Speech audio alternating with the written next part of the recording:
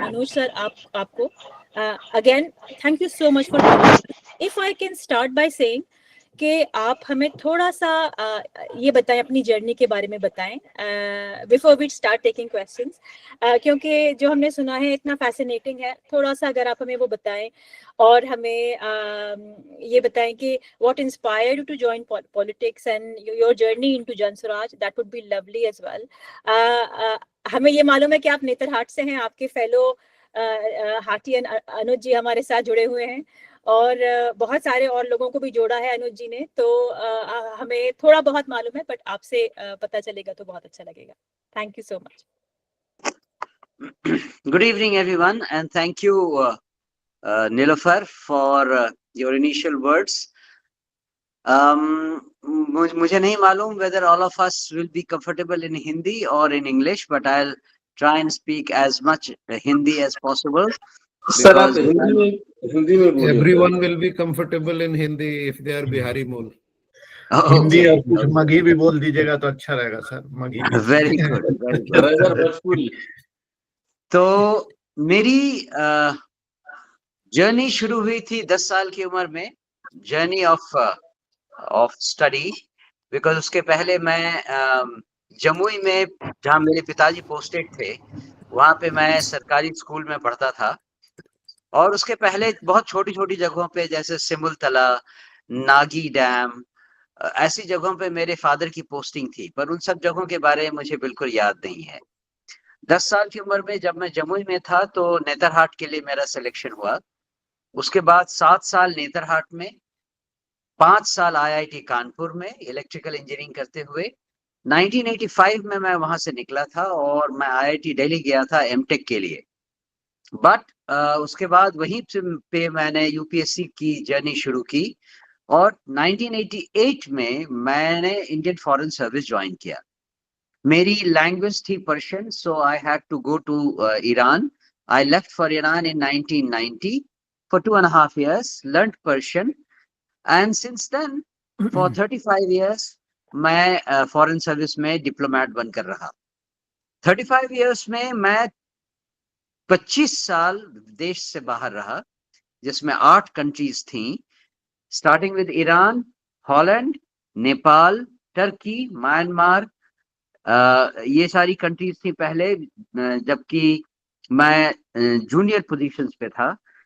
2011 में मैं पहली बार बेलारूस में एम्बेसडर बन के गया. वहां से 2015 में यूक्रेन आया. 2018 में मैं एडिशनल सेक्रेटरी बनकर वापस दिल्ली आया था और 2021 में इंडोनेशिया एम्बेसडर बनकर गया.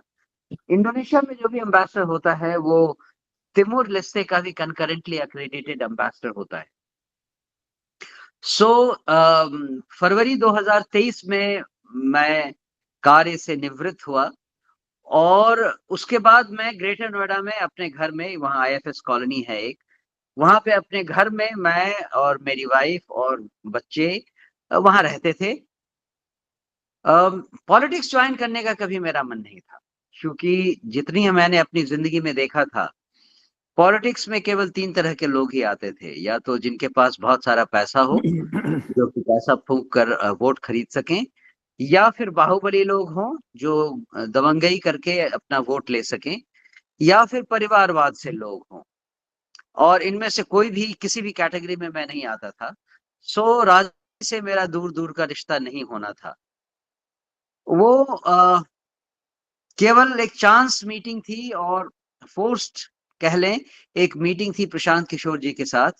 और पहली मीटिंग में ही मैंने उनसे कहा था, वो शायद 20 सितंबर की बात है इसी साल, मैंने उनसे कहा था कि भाई राजनीति से मेरा बहुत इंटरेस्ट नहीं है because of these reasons.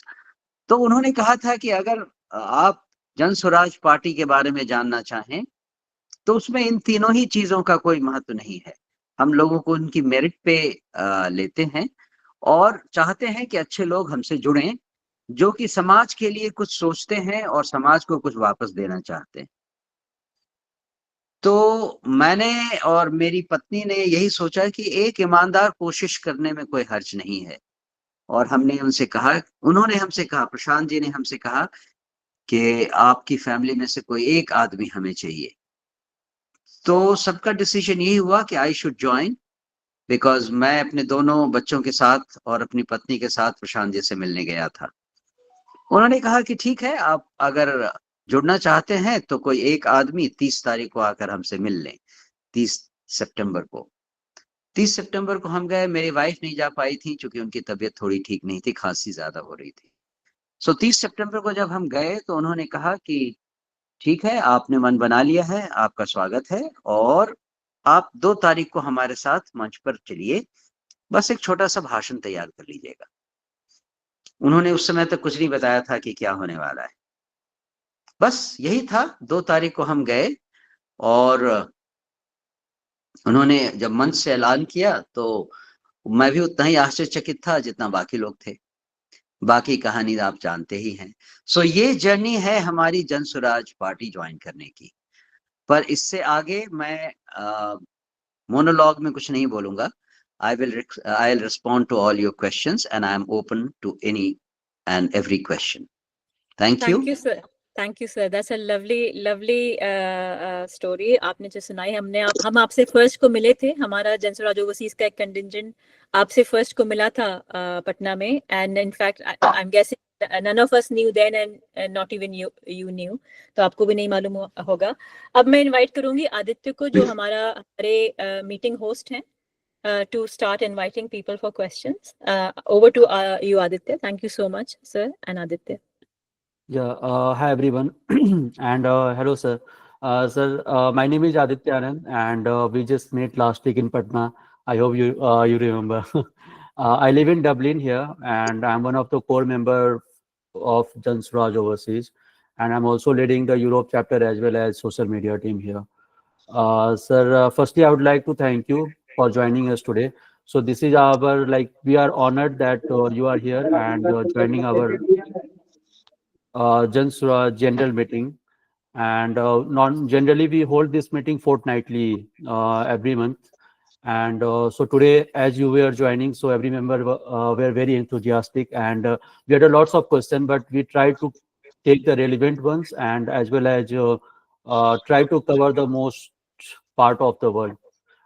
So before opening the question and answer session, I would request everyone to mute themselves, and I will ask number wise. I will request everyone to ask their questions, and they can briefly introduce themselves in maybe in 1 or 2 lines, and then they can ask the questions as quickly as possible.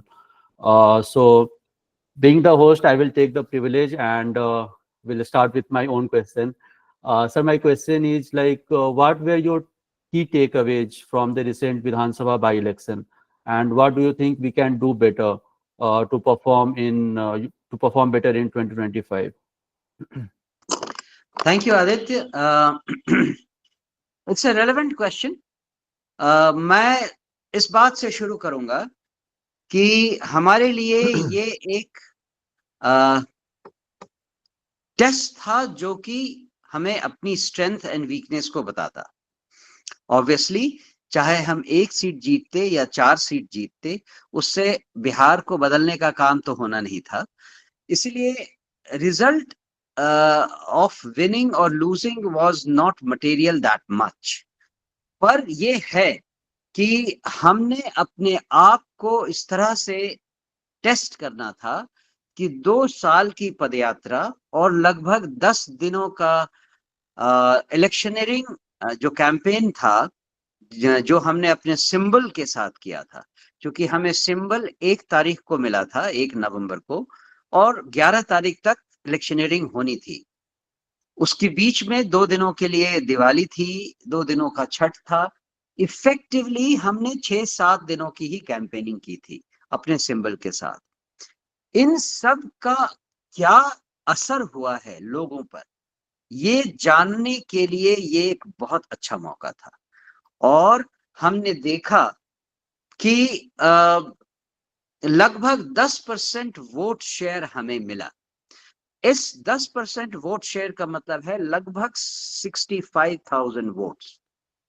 तो जहां एक तरफ ये disappointing है कि इतनी मेहनत करने के बाद भी और 2 सालों की पदयात्रा के बाद भी हमारा संदेश साउथ ऑफ बिहार में नहीं जा पाया था, लेकिन ये बहुत रिमार्केबल बात थी कि without any padyatra, without any structure in place, 6-7 दिनों की कैंपेनिंग में हम अपने बस्ते को, अपने संदेश को 65,000 लोगों तक पहुंचा पाए। ये मेरे ख्याल से एक रिमार्केबल अचीवमेंट है। और मुझे लगता है कि हमें जो अगली लड़ाई लड़नी है, उसके लिए हमारे पास जो समय है, उसमें हम निश्चित रूप से लगभग 40% वोट शेयर लेने में सफल होंगे।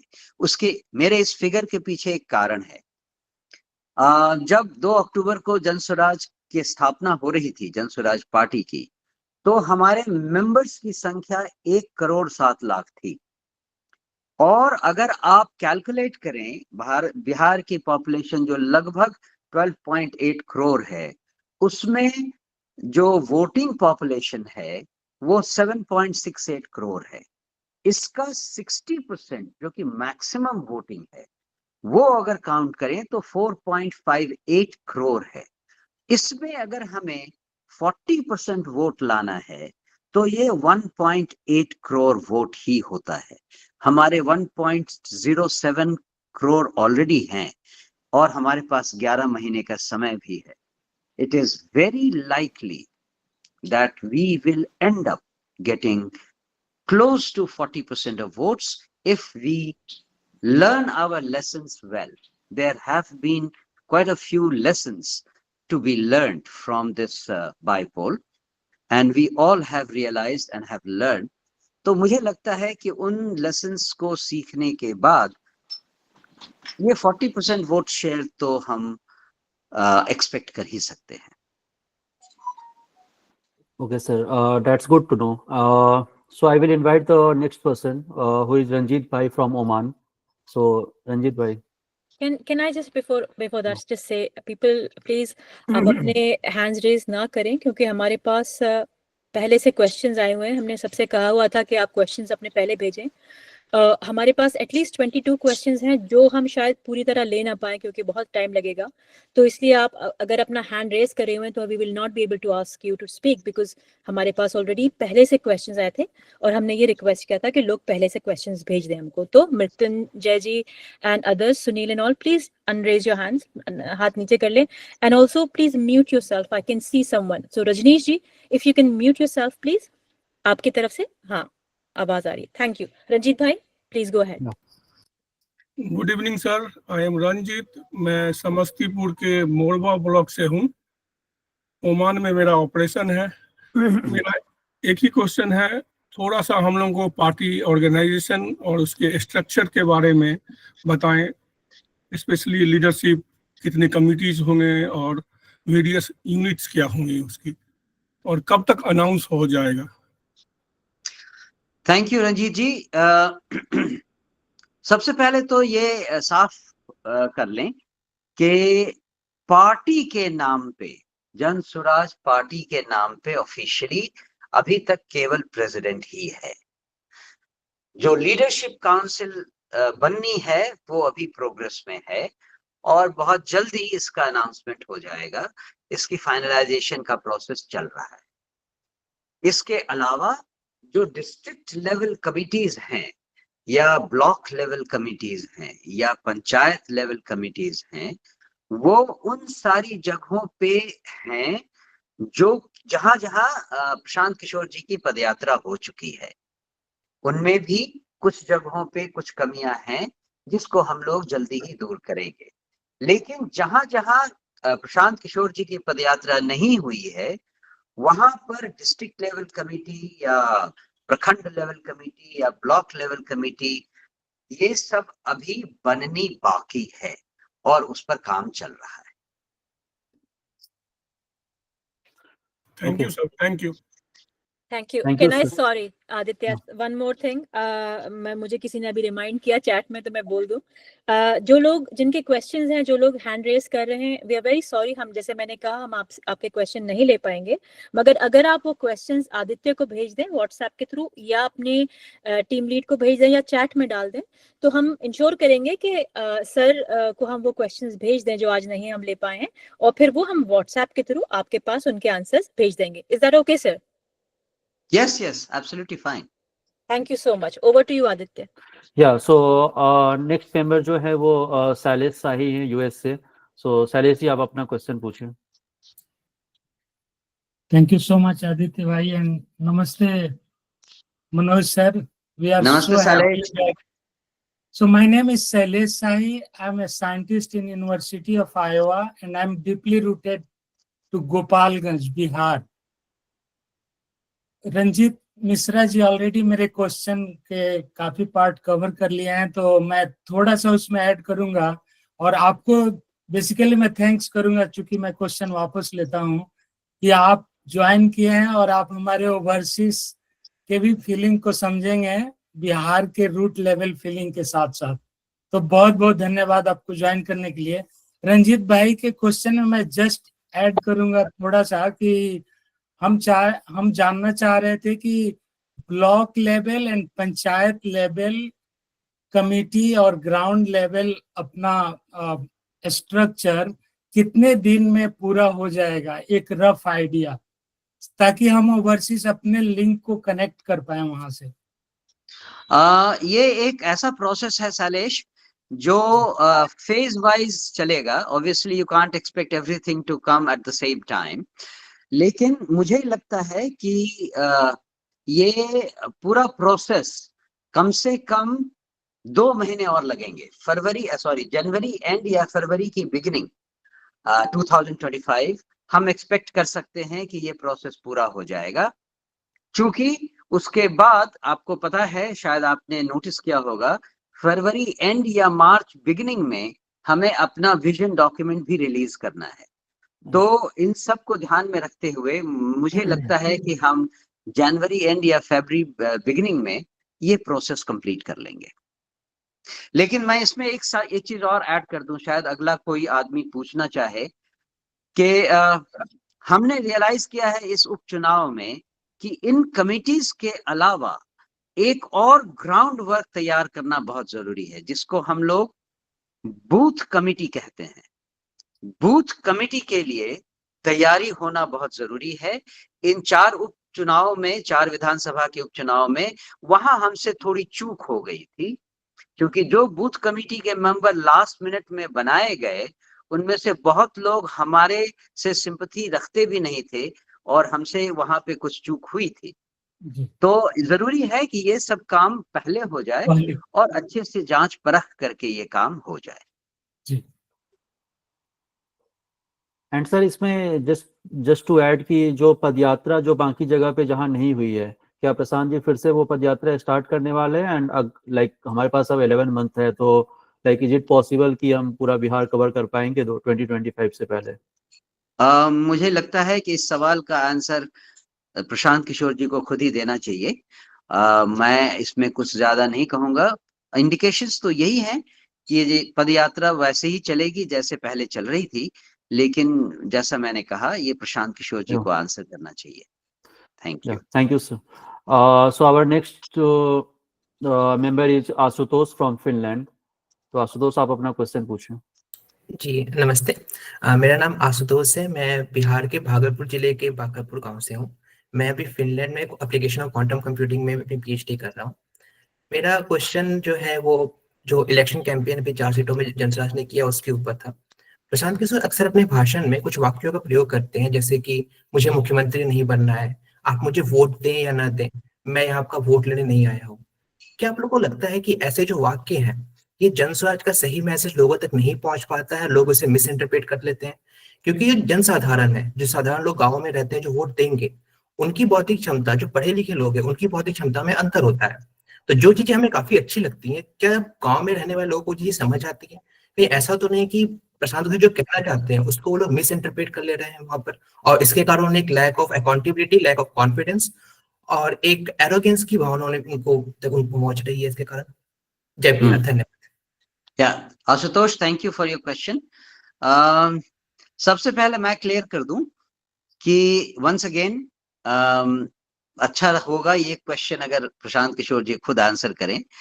और जहां तक मेरा सवाल है, मैं राजनीति के क्षेत्र में अपने आप को नोविस मानता हूं और मेरा सौभाग्य है कि इस नोविस को एक ऐसे फ्रेंड, फिलोसफर एंड गाइड के रूप में प्रशांत किशोर जी मिले हैं जिनको बहुत सारे बड़े बड़े लीडर्स ने अपना फ्रेंड, फिलोसफर एंड गाइड माना है। तो उस हिसाब से he becomes a person from whom I have to learn quite a lot of tricks on how to do politics। और मैं नहीं चाहूंगा कि मैं उनके किसी भी चीज पर कोई कमेंट करूं, लेकिन जो पब्लिक डोमेन में आया है उसको लेकर मैं आपको कुछ रिस्पॉन्स देता हूं।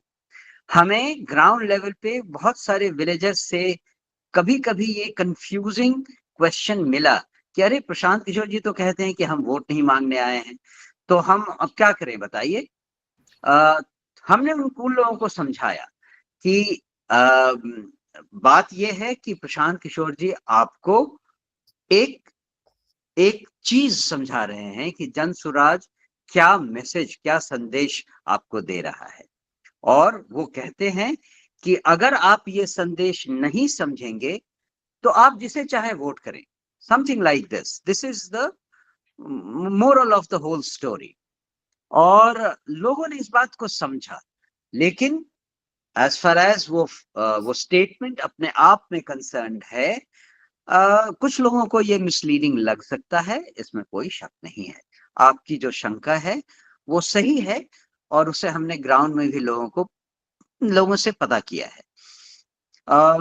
दूसरा पार्ट जो आपके क्वेश्चन का है वो ये कि हम प्रशांत किशोर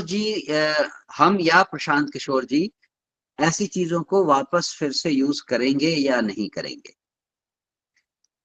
4 उपचुनाव में जहां पे पदयात्रा नहीं हुई थी, वहां पे ऐसे सेंटिमेंट्स को बोलना एक तरह से प्रशांत किशोर जी के स्टाइल से मैच करता है, क्योंकि आप उनकी पदयात्रा के भाषणों को देखें तो किसी जर्नलिस्ट ने इंडिया में भी कहा कि ऐसा लगता है कि आपकी ये पदयात्रा नहीं, डांट यात्रा है।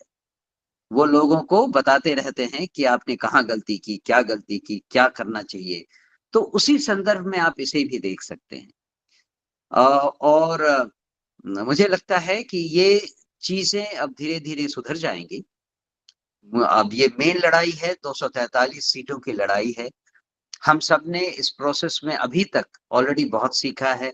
मैं पर्सनली ये सोचता हूँ कि ये मेरे लिए एक बहुत अच्छा क्या कहते हैं उसे, इंट्रोडक्शन, प्रोबेशनरी पीरियड रहा।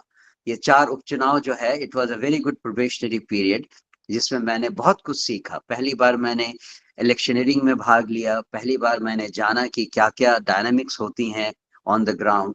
तो it was a very good learning process. I hope I have answered your question, Ashutosh. Yeah. Thank you, sir, and thank you, Asutosh. So our next member is Gautam from Singapore. So Gautam ji, आप अपना question पूछिए। Thank you. Yeah. Sir मेरे roots गया से हैं, मैं अभी currently Singapore में बेस्ड हूँ। मेरा सवाल शायद आपके पहले 4 आंसर्स से लग रहा है कि थोड़ा जल्दी हो गया। What I wanted to ask was कि जेएसओ मेंबर्स अपने आप को कैसे ऑर्गेनाइज कर सकते हैं ताकि we are better aligned with your initiatives and your focus areas for 2025। This is a very good question, and I wanted to touch on this whenever somebody asks me on this. 2-3 चीजें हैं जो मैं clearly अपने दिमाग में अभी तक सोच चुका हूं जब से मैं आदित्य से मिला हूं। कुछ चीजें मैंने आदित्य से भी बात की थी जब वो 1 सप्ताह पहले लगभग आए थे हमारे ऑफिस। जो सबसे पहली चीज मेरी दिमाग में आती है, ये इलेक्शनरिंग के समय जब मैं गांव गया, तो मैं जैसा कह रहा था आदित्य से, कभी कभी मैं ट्रैवल करते हुए किसी एक कॉर्नर को देखता था किसी गांव में, तो इमेजिन करता था कि अगर ये चीज हॉलैंड में होती तो कैसी होती, किस तरह से दिखती। आप सब लोग देश से बाहर रहते हैं, जगह जगह रहते हैं. I would request you to take note of these kind of special features अपने सराउंडिंग में, आप जहां कहीं भी हैं. और जब आप अपने गांव आए या बिहार वापस आए, तो कोशिश करें कि with minimum investment which you can do. मुझे मालूम है कि आप में से बहुत लोग इन्वेस्ट करते हैं, कोई स्कूल बना रहा है, कोई कुछ कर रहा है, कोई कुछ बिल्डिंग कर रहा है. मैं चाहता हूं कि आप अपने विलेज में एक ऐसा कॉर्नर बनाइए जिसको देख के कोई भी कहे कि हाँ, गांव हो तो ऐसा हो, विकास अगर हो गांव में तो ऐसा हो. एक एग्जाम्पल चाहिए. और गांव में लोगों के पास अगर वो एग्जाम्पल हो तो उनकी आंखें भी खुलेंगी, उनको समझ में आएगा कि डेवलपमेंट के नाम पे और क्या हो सकता है. मैं जैसे उस दिन गया था तरारी विधानसभा क्षेत्र में, एक नहर थी, उसके ऊपर एक पुलिया थी, दोनों तरफ रोड थी, और मुझे अच्छी तरह, it was like a picture post card in my mind कि अगर ये हॉलैंड में होता तो कैसा दिखता, कितना सुंदर दिखता, और यहाँ पे उसकी क्या हालत है. ऐसी चीजें मैं चाहूंगा कि आप ध्यान दें और इसे नोटिस करने की कोशिश करें. दूसरी चीज, आप एज एन एनआरआई अपने गांव में, अपनी फैमिली में, अपने डिस्टेंट रिलेटिव्स में एक स्पेशल प्लेस रखते हैं. अगर आप जनसुराज के सिद्धांतों से अग्री करते हैं, तो आप अपने परिवार में, एक्सटेंडेड फैमिली में, फ्रेंड सर्किल में ये मैसेज दें. आपसे मिला हुआ ये एक मैसेज उनको कुछ ज्यादा ही कन्विंसिंग लगेगा. मुझे लगता है कि ये आपका एक बहुत बड़ा कंट्रीब्यूशन होगा. ये दूसरी चीज. और तीसरी चीज है, वो मेरे नेतरहाट के ही एक बहुत सीनियर है, मुझसे लगभग 12-13 साल सीनियर हैं, जो कि पहले जर्मनी में 10 साल रहे, उसके बाद पिछले 40 सालों से वो यूएस में डॉक्टर हैं. तो उन्होंने एक बहुत अच्छी प्रक्रिया शुरू की है. उन्होंने एक स्कूल को, मुजफ्फरपुर में एक स्कूल को गोद लिया और उसे एक मॉडल स्कूल में कन्वर्ट कर दिया. ये प्राइवेट स्कूल है, लेकिन बच्चों से या उसके पेरेंट्स से उनकी इनकम के आधार पे पैसे लिए जाते हैं, और बाकी जो मंथली खर्चा है, जो एक्स्ट्रा चाहिए, वो ये जो हमारे सीनियर हैं वो खुद देते हैं.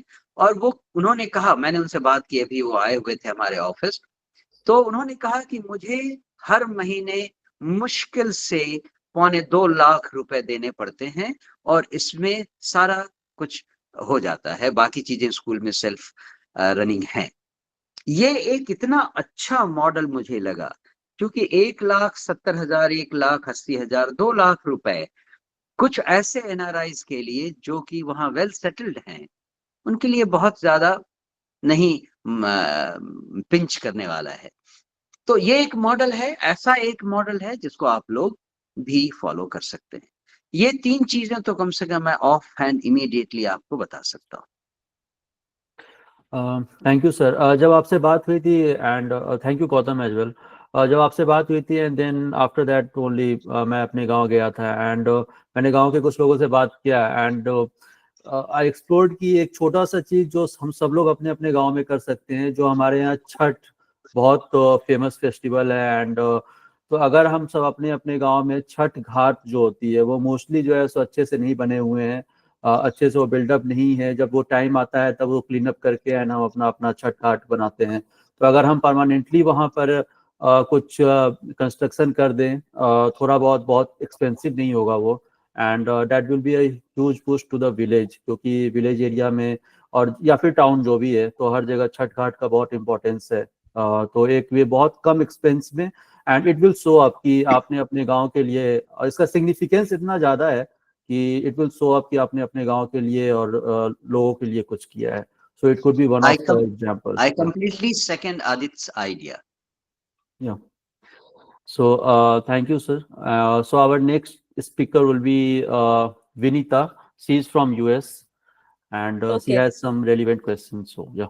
विनीता के क्वेश्चन पूछने से पहले मैं एक और चीज बता दूं।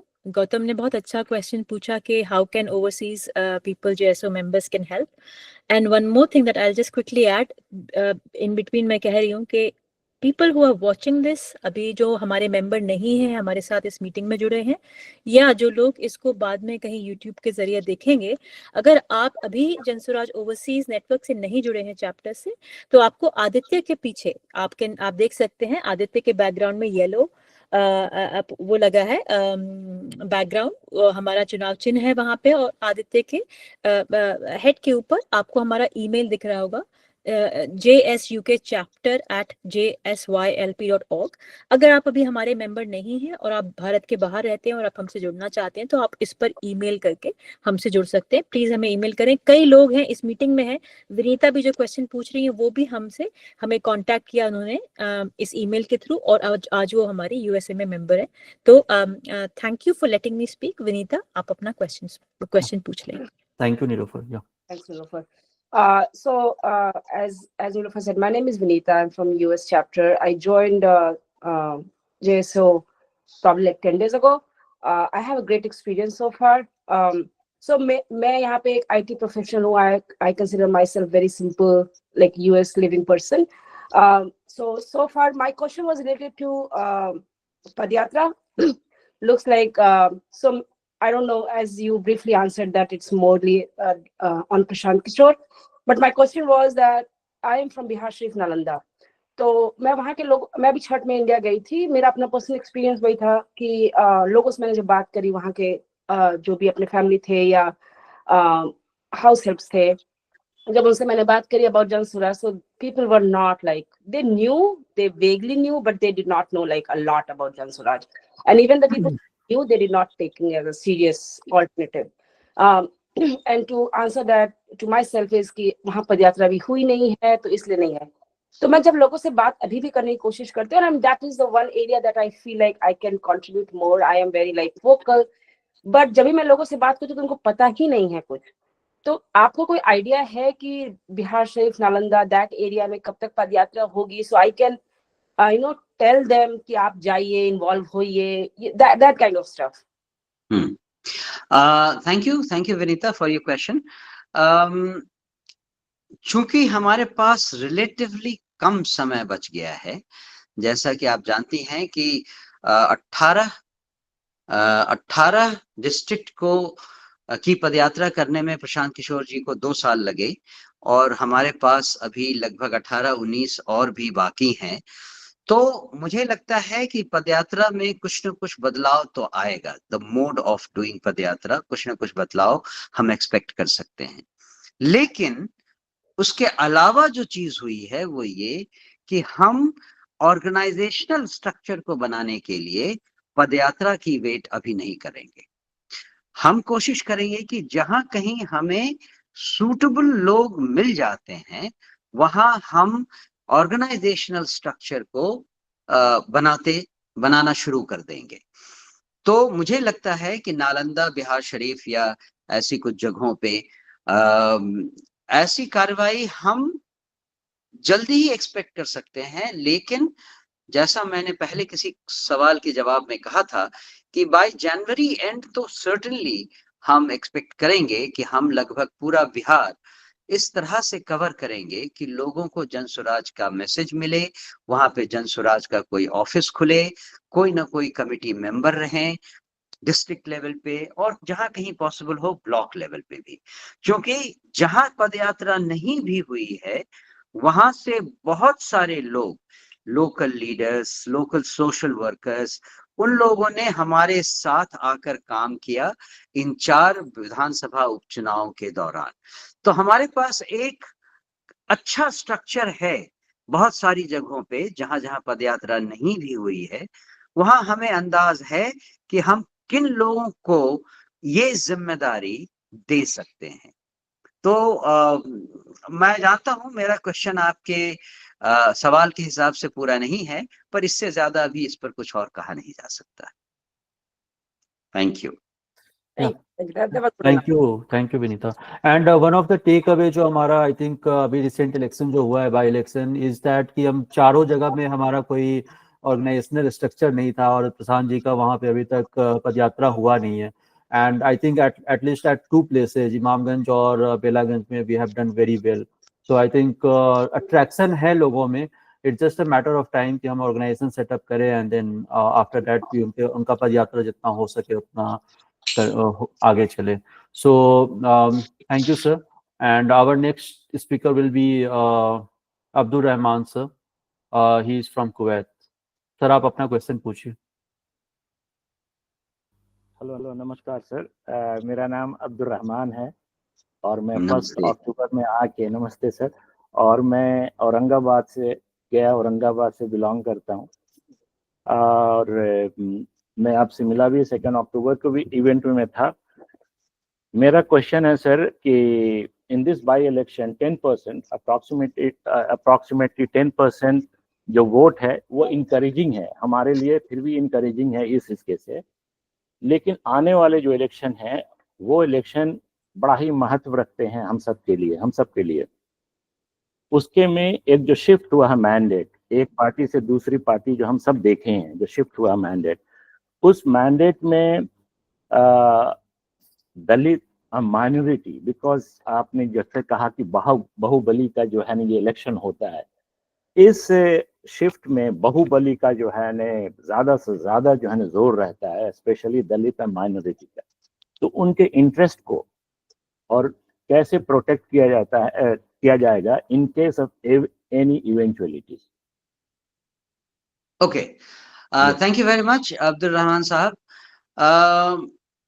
इस उपचुनाव में चुनाव प्रचार के दौरान हमने और हमारे साथियों ने लगभग हर गांव में, हर परिवार में अपना संदेश दिया था और हमें भरोसा था कि हमारे वोट का परसेंटेज 10% से तो सर्टनली बहुत ज्यादा होता, ये हमारी सबकी एक्सपेक्टेशन थी। लेकिन ऐसा नहीं हुआ। इसके बहुत सारे कारण हैं। उनमें से एक ये भी था कि 11 तारीख को जब चुनाव प्रचार खत्म हुआ तो 11 की रात से लेकर 13 की सुबह तक लगभग 1.5 दिन में ही दूसरे पार्टी के लोगों ने सारे हथकंडे अपना लिए, चाहे वो साम हो, दाम हो, दंड हो या भेद हो, सारे हथकंडे अपना लिए। पैसों को पानी की तरह बहाया गया और बहुत सारे लोगों को डराया धमकाया भी गया, बहुत सारे लोगों को इमोशनली ब्लैकमेल किया गया। ये सारी चीजें हुई हैं। हमारा इस पे टेक यही है, दो चीजें हैं। एक तो ये कि बिहार में स्पेशली गांवों में हम बहुत देर से पहुंचे थे उनके पास और बाकी पार्टी के लोग उनके पास पहले आए थे और बहुत सारे लोगों ने उनको वादा किया था कि हम आपको वोट करेंगे। हमने पाया कि बिहार में गांवों में जनरली लोग वादा खिलाफी करना पसंद नहीं करते हैं। एक तो ये कारण था। दूसरा ये था कि हमसे उन्होंने खुद कहा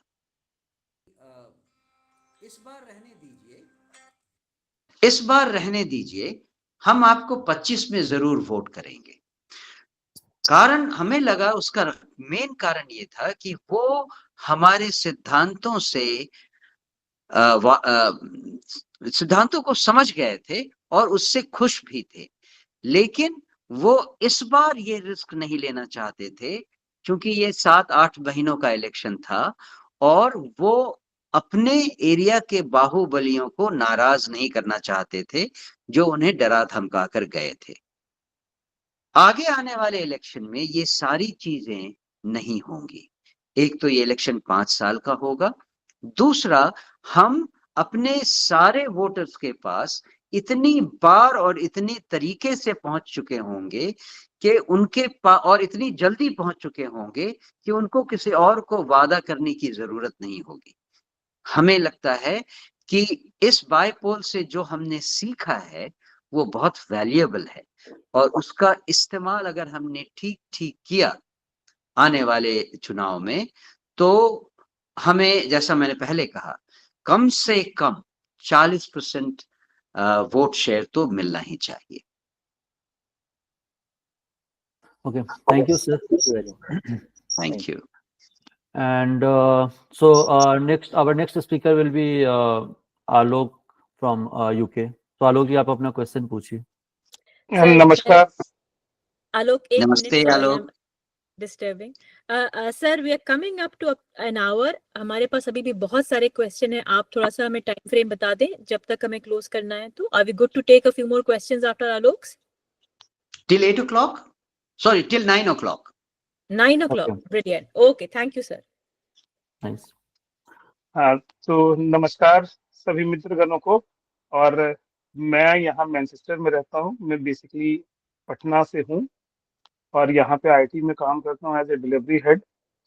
मेरा सर सवाल है कि हमारा जो अभी सबसे प्रमुख लक्ष्य है 2025 का इलेक्शन, जिसके लिए अब हमारे पास 1 साल का समय रह गया है। बहुत बड़ी बड़ी पार्टियां हैं और मैंने ये प्रशांत किशोर जी के बहुत सारे इंटरव्यू में सुना है कि इंडिया टीम या कांग्रेस क्यों नहीं जीत पाई, बिकॉज बीजेपी 4 साल पहले से तैयारी करती है 2022 के इलेक्शन के लिए, राम मंदिर कब बनेगा, इसके संदर्भ में उन्होंने अपना विचार रखा है बहुत बड़े बड़े फोरम में। और प्रशांत किशोर इसी चीज के लिए जाने जाते हैं, उनकी पहचान इसी से बनी है स्ट्रैटेजी बनाने में। तो हमारा जन स्वराज का स्ट्रैटेजी किस दिशा में है, उसके बारे में अगर कुछ हमें मिले कि हम 2025 का जो लक्ष्य भेदने के लिए जो कर रहे हैं प्रयास, उसमें हम किस तरफ जा रहे हैं, हम इनकी जो पीछे की कंपनियां हैं वो किस तरह से चल रही है। दूसरी चीज इसी में दूसरा भाग करना चाहता हूँ कि पद यात्रा अभी बंद है। पद यात्रा सब जगह अगले 1 साल में 18 जिले 19 जिले जो अभी आपने बताया कि वो कवर नहीं हो सकता है, तो वो हम कवर जो गैप है उसको हम फुलफिल कैसे करेंगे सो दैट कि हमारा जो 25 का लक्ष्य है उस पे उसका कुछ असर नहीं पड़े। बहुत सारे हमारे मित्र लोगों ने यहाँ पे अभी कहा कि उनके गांव में लोगों को पता नहीं था, नॉर्थ बिहार में हमें पता नहीं था, साउथ बिहार में लोगों को नहीं था, जिस इलेक्शन जहां हुआ वहां पे पद यात्रा नहीं हुई थी, वो नहीं हो पाएगी 25 तक में। तो हम उस चीज को कैसे, उस ऑब्स्टेकल का सब्स्टिट्यूट क्या निकाल रहे हैं? ओके आपका पहला क्वेश्चन क्या था? 2025 के लिए हमारा रोड मैप किस दिशा में जा रहा है, कैसे ओके, कर रहे हैं? ठीक है। मैंने और कई लोगों ने भी पहले कई बार कहा है कि हमारी लड़ाई किसी राजनीतिक दल से नहीं है। हमारी लड़ाई केवल और केवल अपनी कैपेबिलिटी से है कि हम कितने लोगों तक अपनी बात पहुंचा सकते हैं और कितनी इफेक्टिवली पहुंचा सकते हैं। जो आपने प्रशांत किशोर जी के पुराने कामों के बारे में कहा, बीजेपी या कांग्रेस या जो भी, ये एक कंप्लीटली दूसरा इक्वेशन था। और बीजेपी कितने सालों से तैयारी कर रही है और क्या क्या कर रही है, चाहे वो राम मंदिर बना रही हो या जो कुछ भी कर रही हो, ये बिहार के संदर्भ में लागू नहीं होता। बिहार के संदर्भ में ये सारी की सारी पार्टियां, चाहे वो बीजेपी हो, कांग्रेस हो, लालू यादव हो या आरजेडी नीतीश बाबू हो, इन सब की केवल एक ही पहचान यहाँ है और वो है बिहार को पिछड़ा रखने की। इन सब ने मिलकर बिहार को 40-50 सालों में कंटिन्यूअसली पिछड़ा रखा है। जन स्वराज का जो संदेश है वो इसी के कारणों और इसके समाधान को लोगों को समझाने के बारे में है। और मुझे लगता है कि हम इसमें कोई कुताही नहीं बरतेंगे। हमें ये मालूम है कि हमारा ये संदेश हर आदमी को, हर औरत को, हर परिवार में, हर गांव में मिल जाना चाहिए। जहां तक पदयात्रा की बात है, हमने पहले आपसे कहा है थोड़ा बहुत, लेकिन आगे मुझे लगता है कि आपको ज्यादा इंक्विजिटिव होने की जरूरत नहीं है, क्योंकि ये एक ऐसी चीज है जो कि प्रशांत किशोर जी की अपनी स्ट्रैटेजी है। पदयात्रा उनके दिमाग की उपज है, पदयात्रा उनका बेबी है, तो let him handle the way he wants to handle. If you are still inquisitive, then I'll suggest you ask him this question, and it's not proper for me to answer this question at this forum. Thank you. धन्यवाद sir. Thank you, Alok, and thank you, sir. So the next speaker will be Navneet from US. So Navneet, आप अपना question पूछिए। Hello, नमस्कार मनोज जी, मेरा नाम नवनीत कुमार है। नमस्ते, मैं यहाँ अटलांटा जॉर्जिया यूएसए में रहता हूँ, और जैसा कि आपने शुरू में बताया, आप जमुई के पास आपका बचपन बीता, तो मैं उसके पास बिहार में लखीसराय से आता हूँ। सबसे पहले तो आपको बहुत बहुत बधाई, प्रशांत किशोर जी ने आपको इतनी बड़ी जिम्मेदारी सौंपी है इस पार्टी के अध्यक्ष के रूप में। और मेरा क्वेश्चन उसी से रिलेटेड है। आई थिंक अभी आलोक जी ने और ज्ञान जी ने उस पर टच बेस किया, मैं उसी को थोड़ा और एलिब्रेट करना चाहूंगा कि जैसे हम अगर बिहार को देखें तो बिहार में एक नई राजनीतिक पार्टी बनाना बहुत ही चुनौतीपूर्ण काम है, जहां पहले से इतनी स्टैब्लिश्ड पार्टीज हैं, कास्ट बेस्ड फेसेज का इतना दबदबा है। तो आप इस चुनौती को कैसे देखते हैं और कैसे पार करेंगे? और इसको थोड़ा सा एक्सटेंड करूंगा कि जैसे जन सुराज का डिजिटली तो काफी अच्छा प्रेजेंस दिखता है, राइट, और लोग जो भी कनेक्टेड हैं वहाँ पे है, बट नेक्स्ट 300 डेज में ऐसी कौन सी 3 बातें हैं, जैसा कि आपने कहा कि हम अपनी बात लोगों तक पहुंचाना चाहते हैं, तो ऐसी कौन सी 3 या 4 बातें हैं जिसपे आप लोगों तक पहुंचाने की कोशिश करेंगे ताकि वो जन सुराज को ट्रस्ट करें, उनको वोट दें? और इसका कॉन्टेक्स्ट इससे है कि जैसे भले ही रेलिवेंट हो ना हो बिहार में, बट जैसे कि पार्टियां चाहे वो रिजर्वेशन पे बात करती हो, टेम्पल पे बात करती हो, करप्शन और लोकपाल पे बात करती हो, ऐसे कुछ प्रमुख हैं, तो जन सुराज ऐसी कौन सी 3 बातों पे फोकस रखेगा आने वाले 300 डेज में ताकि लोगों का विश्वास इस पार्टी पे हो और वो वोट में तब्दील हो? Thank you for your question. मुझे लगता है कि आप सब लोगों ने जो अभी जुड़े हैं हमसे इस मीटिंग में, उन सब लोगों ने प्रशांत किशोर जी के बहुत सारे भाषणों को कई बार कई तरह से सुना होगा, इसीलिए उन सारी चीजों को रिपीट करने की जरूरत नहीं है, लेकिन कुछ चीजों को मैं इलैबोरेट करना चाहूंगा। जैसे जन सुराज पार्टी बिहार में बदलाव लाना चाहती है। हम लोगों को ये बताना चाहते हैं कि ये बदलाव क्या है, क्या बदलाव हम चाहते हैं। प्रशांत किशोर जी ने भी बहुत बार इसके बारे में कहा है, लेकिन मैं जब लोगों को समझाता हूं तो उसमें कुछ चीजें ऐड करता हूं, और मैं चाहूंगा कि मैं आपको वो चीजें बताऊं। मेरे ख्याल से बिहार में जो बदहाली है उसके पीछे 2 प्रमुख कारण मैं रखता हूं। एक, लॉ एंड ऑर्डर की प्रॉब्लम, कानून व्यवस्था का खराब होना, और दूसरा करप्शन। और इन दोनों के बारे में मैं आपको थोड़ा थोड़ा बताऊंगा। सबसे पहले करप्शन की शुरुआत मेरे ख्याल से इलेक्शन के समय से होती है।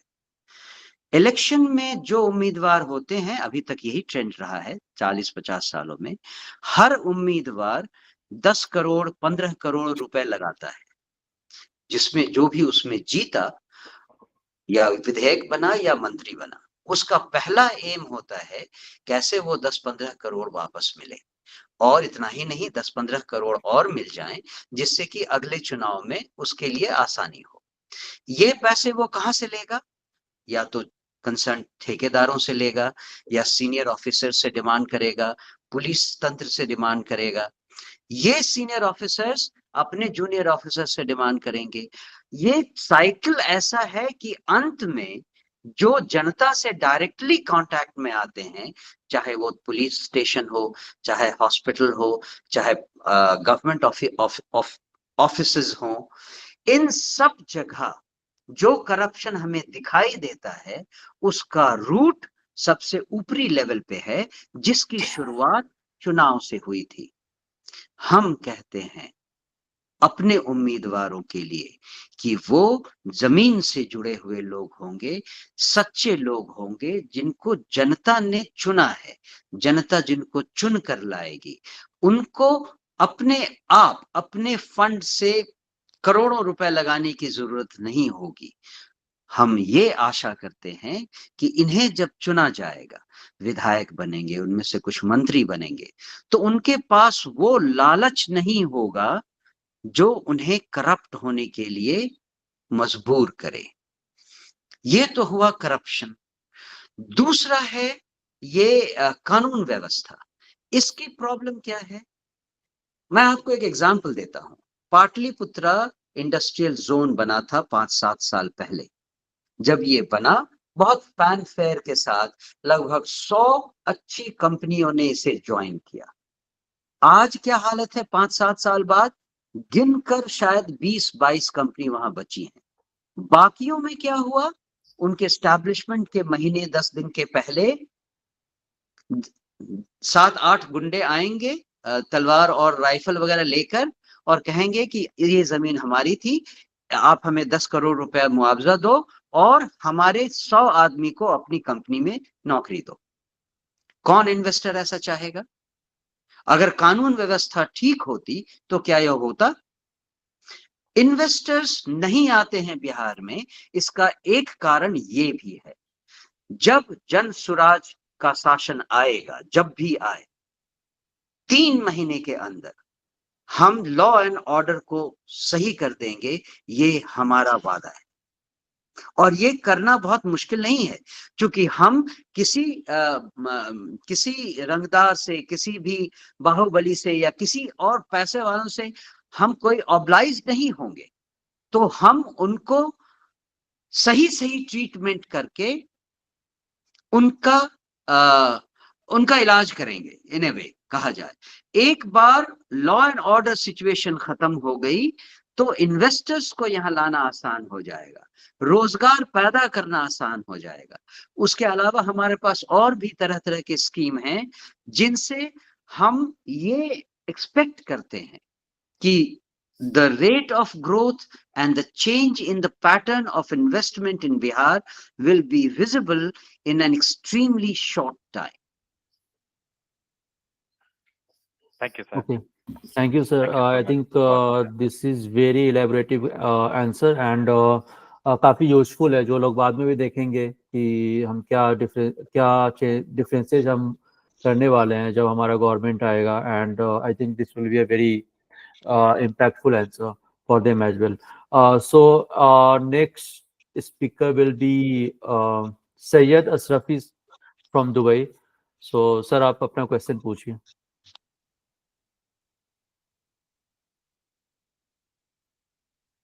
सैयद अशरफी सर, आप हैं यहाँ? Okay, I think he is not here, but okay. Yeah, I'm here actually. Yeah. Thank you for inviting me for the question. Thanks Manoj ji for your time. Actually the core issue जो अभी तक प्रशांत जी बता रहे थे कि education पे है, basically मैं पिछले काफी डिकेड से लगा हुआ है एजुकेशन पे। जो कोर प्रॉब्लम हम लोगों का है, बहुत सारे not only just in rural areas, even in urban areas, जो स्कूल्स में जो बच्चे पढ़ते हैं वो गरीबों के बच्चे हैं, वो ड्रॉप आउट्स बहुत ज्यादा है और उनको बैक टू स्कूल लाना बहुत ही डिफिकल्ट काम है, जिसपे हम लोग काफी दिनों से भी काम कर रहे हैं, but we are not getting lot of success.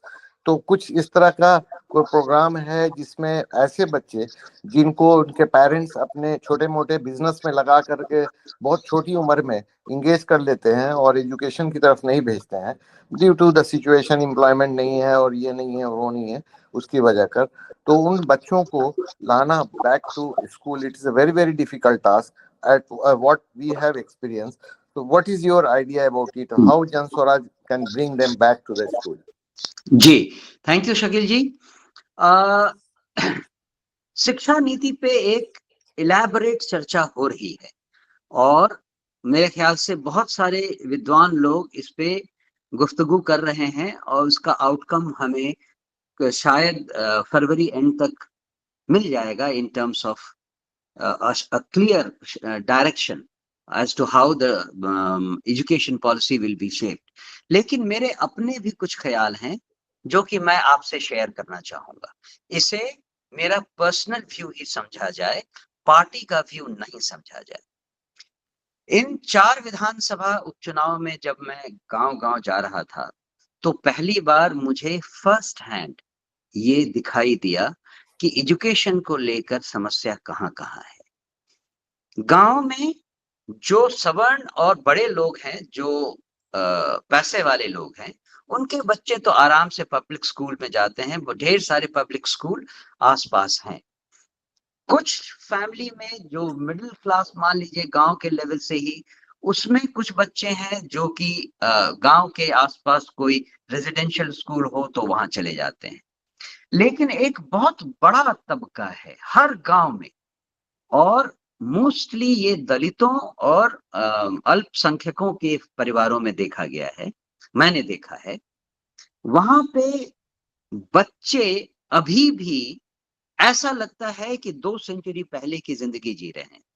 मतलब 2 सेंचुरी पहले उनके 8 जनरेशन या 10 जनरेशन पहले जो उनके एंसेस्टर्स थे, वो अपने बचपन में जैसे घूमते होंगे अपने गांव में, उनकी सिचुएशन आज भी वैसी ही है।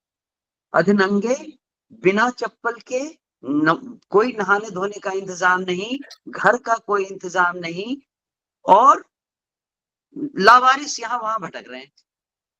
हमने पूछा स्कूल जाते हो? बहुत लोगों के पास तो कोई जवाब नहीं। जो लोग स्कूल जाते हैं, जो बच्चे, वो केवल मिड डे मील खाने जाते हैं और वापस खाना लेकर आ जाते हैं। स्कूलों के भी, गवर्नमेंट स्कूलों की भी लगभग यही हालत है। तो करें क्या? 2 स्टेप है। सबसे पहला, गांव के जो गवर्नमेंट स्कूल्स हैं उनको सुदृढ़ बनाना। आजकल टीचर्स को बहुत अच्छी सैलरी मिलने लगी है, और इन टीचर्स की बहाली में जो धांधली है उसको रोककर ऐसे टीचर्स को लाना जो कमिटेड हों। ये तो पहला स्टेप हुआ। लेकिन यहाँ पे वो बच्चे नहीं आएंगे जो कि दलितों के या अल्पसंख्यकों के हैं। उनके लिए केवल एक ही तरीका है, उन सारे बच्चों को अपनी फैमिली से अलग कर दो। उनको एक रेजिडेंशियल स्कूल बनाओ जहां पे वो अपनी फैमिली से हटकर रेजिडेंशियल स्कूल में 5 साल केवल रखो उनको। ग्रेड 1 से ग्रेड 5, ग्रेड 6 तक अगर आपने उनको 5 या 6 साल के लिए अपनी फैमिली से अलग कर दिया, तो अपने आप उनको शिक्षा की अहमियत समझ में आएगी। उसके बाद वो अपने पेरेंट्स को भी ये सिखाने के लायक हो जाएंगे कि नहीं, मुझे काम नहीं करना है, मुझे थोड़ा और पढ़ना है। अभी होता क्या है, अगर हमने उनको ठेल ठाल कर, एनजीओ लोगों ने ऐसा कई बार प्रयास किया है, दलितों के बच्चों को, सबसे निचले पायदान पे जो परिवार हैं, उनके बच्चों को उठाकर स्कूल में डाल दिया, उनको ड्रेस दे दिया, उनको किताबें दे दी। ठीक है, दूसरे वो घर आए, दूसरे दिन जो वापस गए तो उनके ड्रेसेस खराब हैं, उनके किताबें सब चिथड़ी हो गई हैं, क्योंकि उनके और उनके पेरेंट्स के पास कोई इल्म नहीं है कि शिक्षा का क्या महत्व है, कैसे बच्चों को शिक्षित करना है। उन्होंने न खुद देखा है, न उनके 7-8 जनरेशंस ने देखा है। आप कैसे उनसे एक्सपेक्ट कर सकते हैं कि वो स्कूल की शिक्षा की इंपॉर्टेंस को समझेंगे?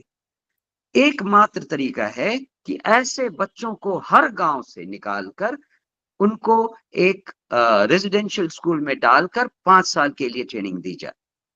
जैसा मैंने पहले कहा, ये मेरी पर्सनल फीलिंग है, and I do not voice this as the party line. Thank you. Thank you, sir. Thanks a lot. It's now clear to me. Actually, I am from Jahanabad. मैं बताना भूल गया था, but I am based in Dubai.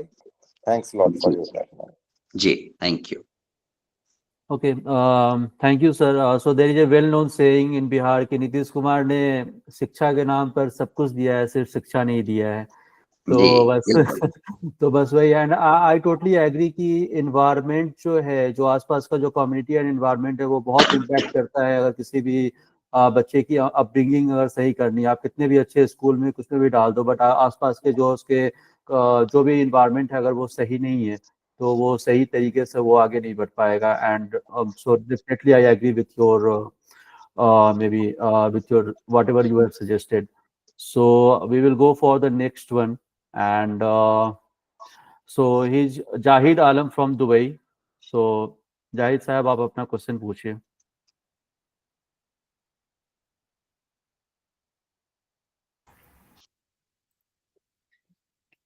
Jahid. Yes. Good evening, everyone. Yeah. Good evening. Especially for हमारे president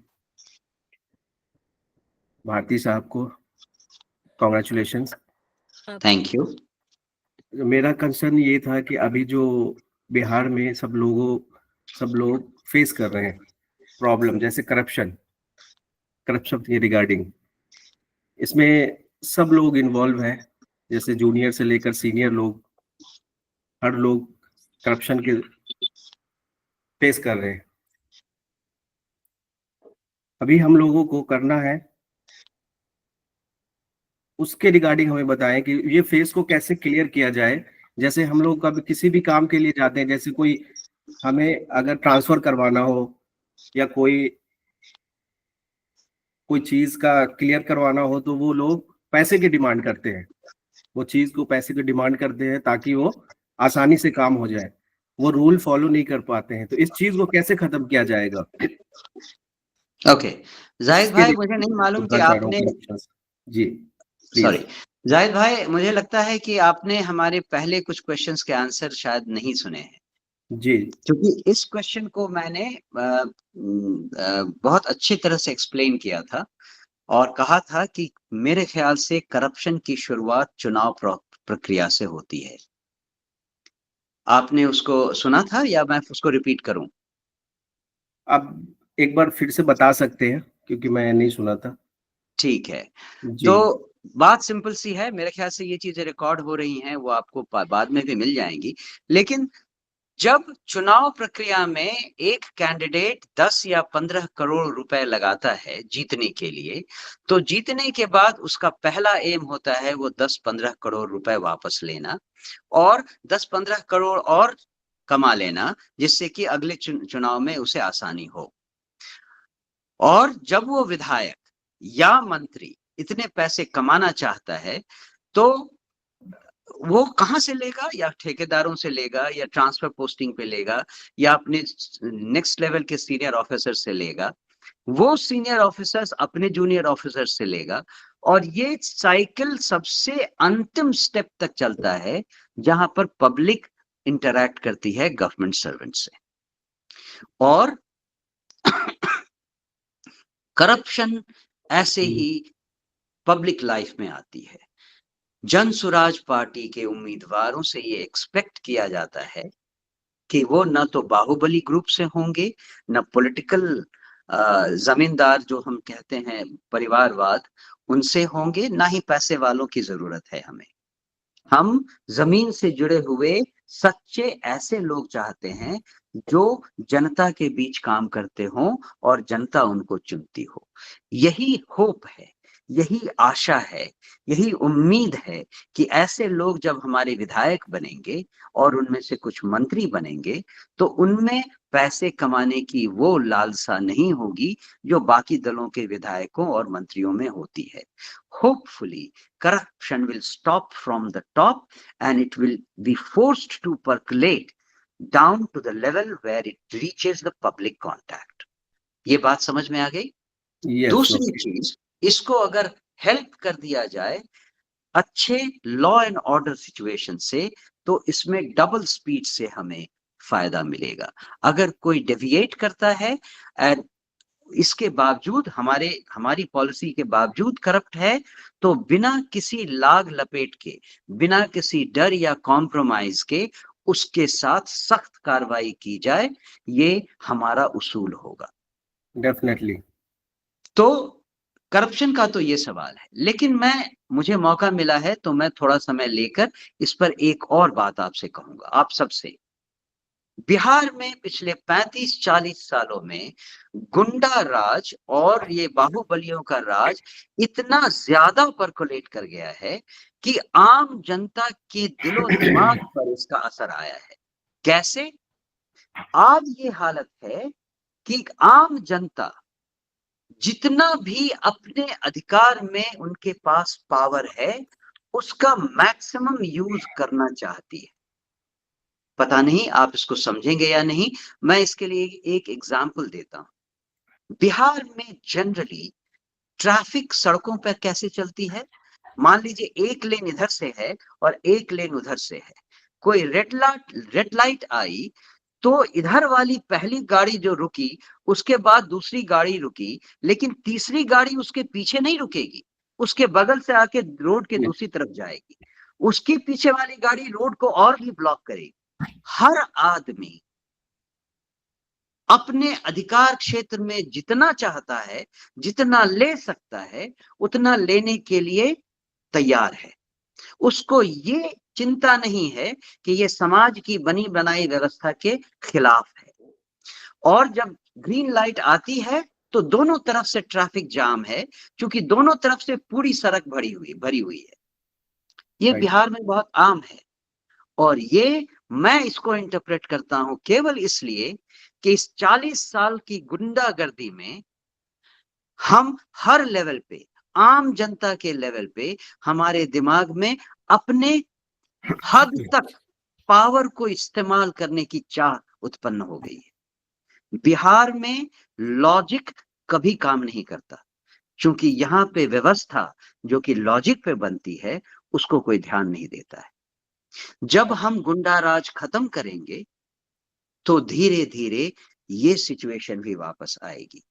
और ये भी एक कारण है कि हम अपने चुनाव प्रचार के दौरान आम लोगों तक ये बात बताते हैं कि अगर बिहार को बदलना है तो हर आदमी को, हर औरत को, हर शिक्षक को, हर जूनियर ऑफिसर को, हर मुखिया को, हर सरपंच को थोड़ा थोड़ा बदलना होगा। हर आदमी को अपने दिमाग से जो ये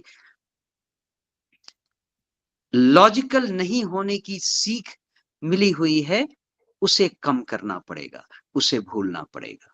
आई hope that is relevant to your question. Thank you so much. I hope. Thank you sir, you explain it very nicely and आपने जो एग्जांपल दिया है आई थिंक वो बहुत रेलिवेंट है एंड ये बात काफ़ी सही भी है कि we have seen in other states as well, जो भी ट्रैफिक सिस्टम का आपने एग्जांपल दिया है कि बाकी जगह पे और बिहार में कैसे होती है, so it's completely relevant. So I will invite my next speaker and he is Nisar Akhtar from Saudi Arabia. So आप अपना क्वेश्चन पूछिए।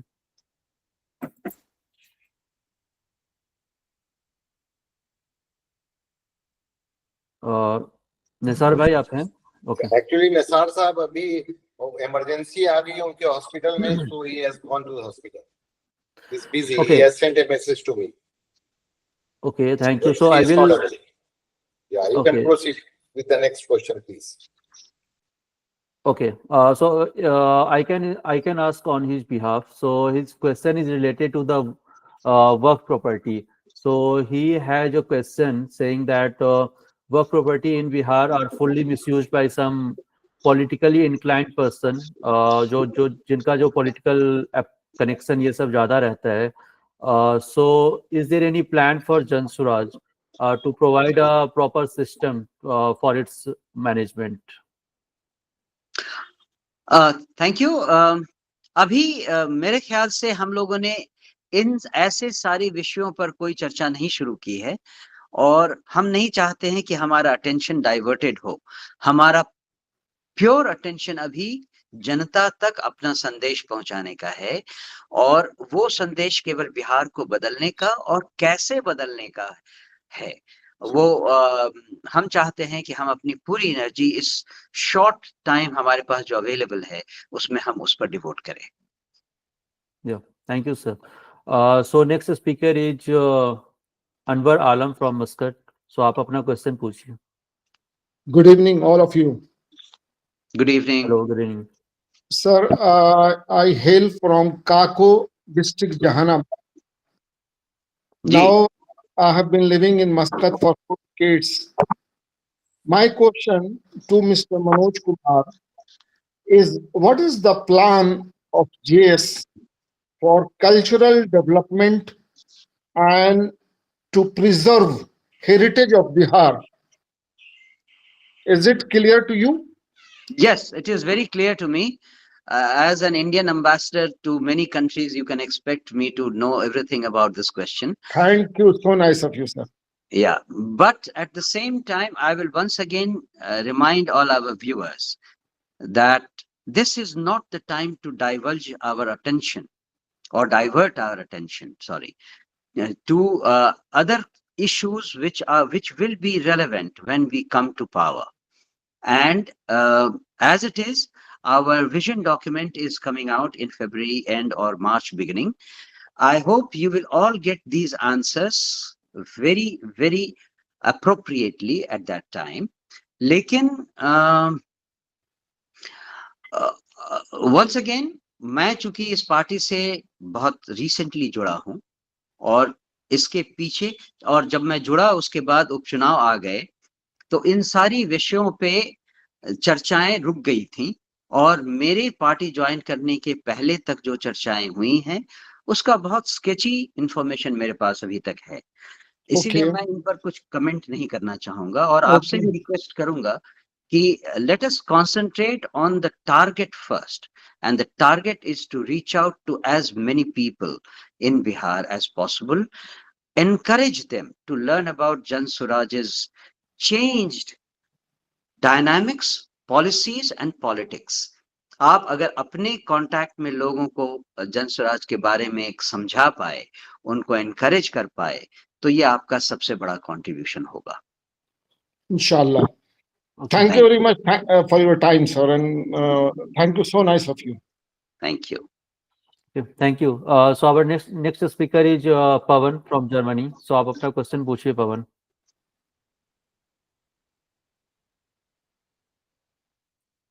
पवन.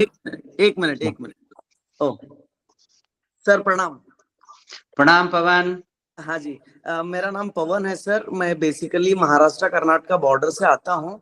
तो अभी मुझे पता है कि प्रायोरिटीज थोड़ा सा ज्यादा से ज्यादा वोट ग्रैब करने का रहना चाहिए, but I am so sorry, थोड़ा सा हटके क्वेश्चन पूछूंगा मैं, क्योंकि हम लोग कुछ पीएचडी होल्डर्स हैं, कुछ काम करना चाहते हैं और हम कुछ कर भी रहे हैं थोड़ा पुणे के आजू बाजू में, बट स्टिल थोड़ा सा हम लोग इंथुजियास्टिक थे कि थोड़ा बिहार में भी कुछ करें, क्योंकि दो बातें हैं जो हम लोग थोड़ा रिसर्च करने के बाद है, या पूरा इंडिया में भी वो इश्यू है.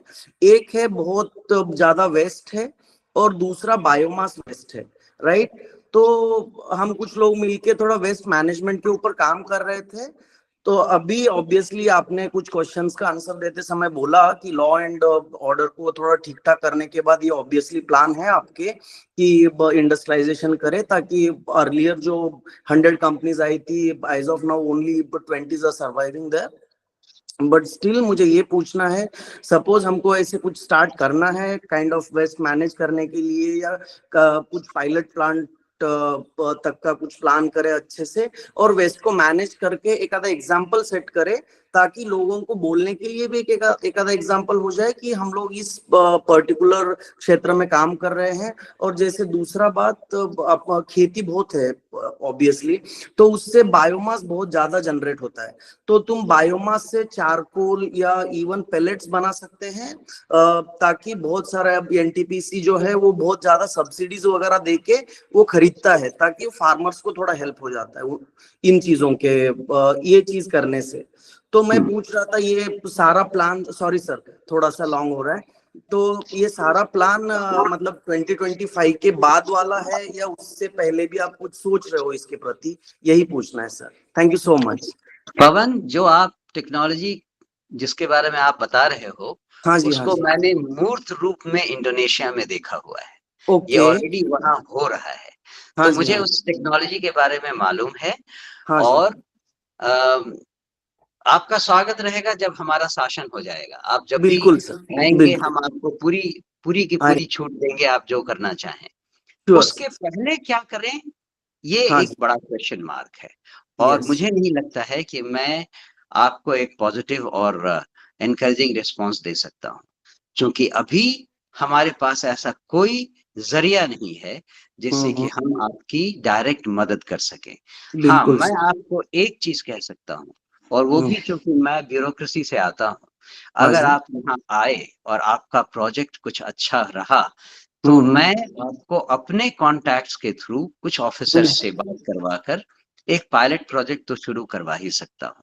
इतनी हाँ जी। मदद मैं अपने पर्सनल लेवल पे आपसे करवा सकता हूँ। बिल्कुल सर, बिल्कुल। Thank you so much. मतलब अभी इस चीज को लेके कुछ प्रपोजल्स वगैरह हम लोगों ने प्लान किया है, क्योंकि अभी मैं थोड़ा एक 10-15 दिन में इंडिया आ रहा हूँ इसी काम के वजह से। तो सपोज अभी जन तो आप स्वराज में डिस्कस नहीं, जन स्वराज में भी आपको कोई रिस्पॉन्स नहीं मिलेगा इससे। ना ना ना ना सर, मैं दूसरे लोगों के साथ मिलने के लिए आ रहा हूँ ओ जन नहीं, तो स्वराज। आप यहाँ आओ और हाँ जी, कुछ हाँ। रेलेवेंट मिनिस्ट्रीज में श्योर सर, सेक्रेटरीज से मिलो। मिनिस्टर श्योर से मत सर। मिलना, उनको ना ज्यादा ना। हक नहीं होती है। हाँ जी, हाँ जी। सेक्रेटरीज से मिलना, और बिल्कुल उसमें सर। अगर किसी पर्टिकुलर सेक्रेटरी का रेफरेंस आपको मिले कि हाँ आपको जी। उस सेक्रेटरी से मिलना है, तो मैं शायद आपकी कुछ मदद कर सकूं उनसे मीटिंग फिक्स करने में या श्योर ऐसी सर, कुछ। श्योर ठीक है, सर। बिल्कुल sir, thank you so much आपका टाइम के लिए। You're thank welcome. You. Yes. Thank you sir, Pawan के लिए काफ़ी हेल्पफुल होगा।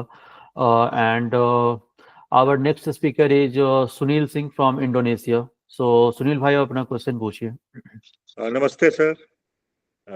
नमस्ते सुनील, कैसे हैं आप? बहुत बढ़िया सर, आपसे ये तीसरी मुलाकात है। 2022 को गांधी जयंती पे जकार्ता में मिले थे आपसे। जी जी जी। 1 अक्टूबर को भी आपसे मुलाकात हुई थी जब हमारी ओवरसीज टीम मिली थी। तो आपको बहुत मुबारकबाद हो। उम्मीद नहीं थी और बहुत अच्छा लगा कि जिन्हें हम जानते हैं वो हमारी पार्टी के अध्यक्ष हैं। Thank you, thank you. तो मैं बेसिकली बिहार में, मैं बांडुंग में रहता हूँ सर, और मैं एक सप्लाई चेन प्रोफेशनल हूँ। एक सिंगापुर की मल्टीनेशनल कंपनी के लिए काम करता हूँ, और मैं पटना और गोपालगंज दोनों से, गोपालगंज मेरा पैतृक गांव हुआ और पटना में रहा हूँ। पटना में मैं एक स्कूल से संबंधित हूँ, जो कि मैं गरीब बच्चों को पुस्तक, किताबें, ये सब 80-20 मॉडल पे, मेरे दोस्त की स्कूल है तो मैं वो 20% स्पॉन्सर करता हूँ, 80% जो है वो पेड स्टूडेंट्स हैं। तो 20% हम लोग उतना भी स्पॉन्सर कर पा रहे हैं पर्सनल हैसियत से। मेरे गांव में मुझे अभी 2-3 महीनों के अंदर 1 महीने रहने का मौका मिला। तो तकरीबन 57 लोगों को मैंने जन सुराज से जोड़ा, वो कॉल सेंटर के हिसाब से, जो कॉल मिस कॉल वाली पे। तो 57 लोग उसमें ऑलरेडी जुड़े हैं डायरेक्ट मिस कॉल करके। और उसमें कुछ और सवाल था उसमें, पर्टिकुलरली माइग्रेशन को लेके। तो माइग्रेशन में बेसिकली अपने पास 2 टाइप के लोग हैं जो माइग्रेट करते हैं। एक है जो कृषि से क्षेत्र से संबंधित हैं, जो पंजाब, हरियाणा और कहीं पे जाते हैं, जहाँ पे वो केरल में और कहीं पे। और दूसरे हैं जो हमारे ब्लू कॉलर जॉब्स हैं, और तीसरे जो हैं वो सीनियर लोग हैं, IIM IITs जो टॉप लेवल पे हैं।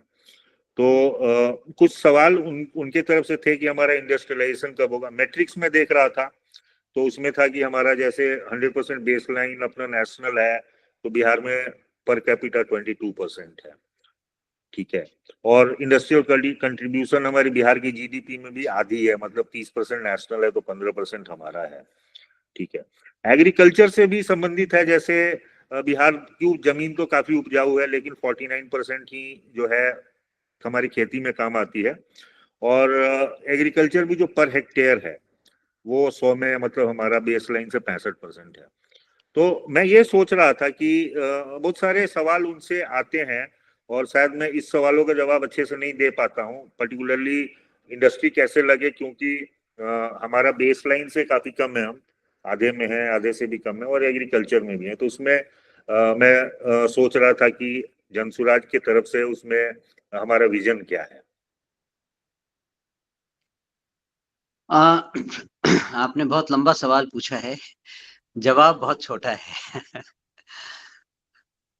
इंडस्ट्रियलाइजेशन से related, whether it is agricultural industrialisation और अदरवाइज, हमारी नीतियां अभी भी अंडर डिस्कशन है और ये फाइनलाइज नहीं हुई है। तो hopefully by the time this vision document comes, all these things, ये सारी चीजें डिस्कस हो चुकी होंगी और उस पर हमें डायरेक्शन मिलेगा और हम लोगों को बताएंगे कि हमारी नीतियां क्या है। जन स्वराज की नीति क्या है ये अभी कहना प्रीमेच्योर होगा और सही नहीं होगा। लेकिन मेरा अपना जो ख्याल है, जो मैं हमेशा ये सारे क्वेश्चंस के आंसर में कहता हूं, उसमें ये है कि बिहार में अगर इंडस्ट्रियलाइजेशन होना है तो एग्रीकल्चर के रूट को अवॉइड नहीं किया जा सकता है।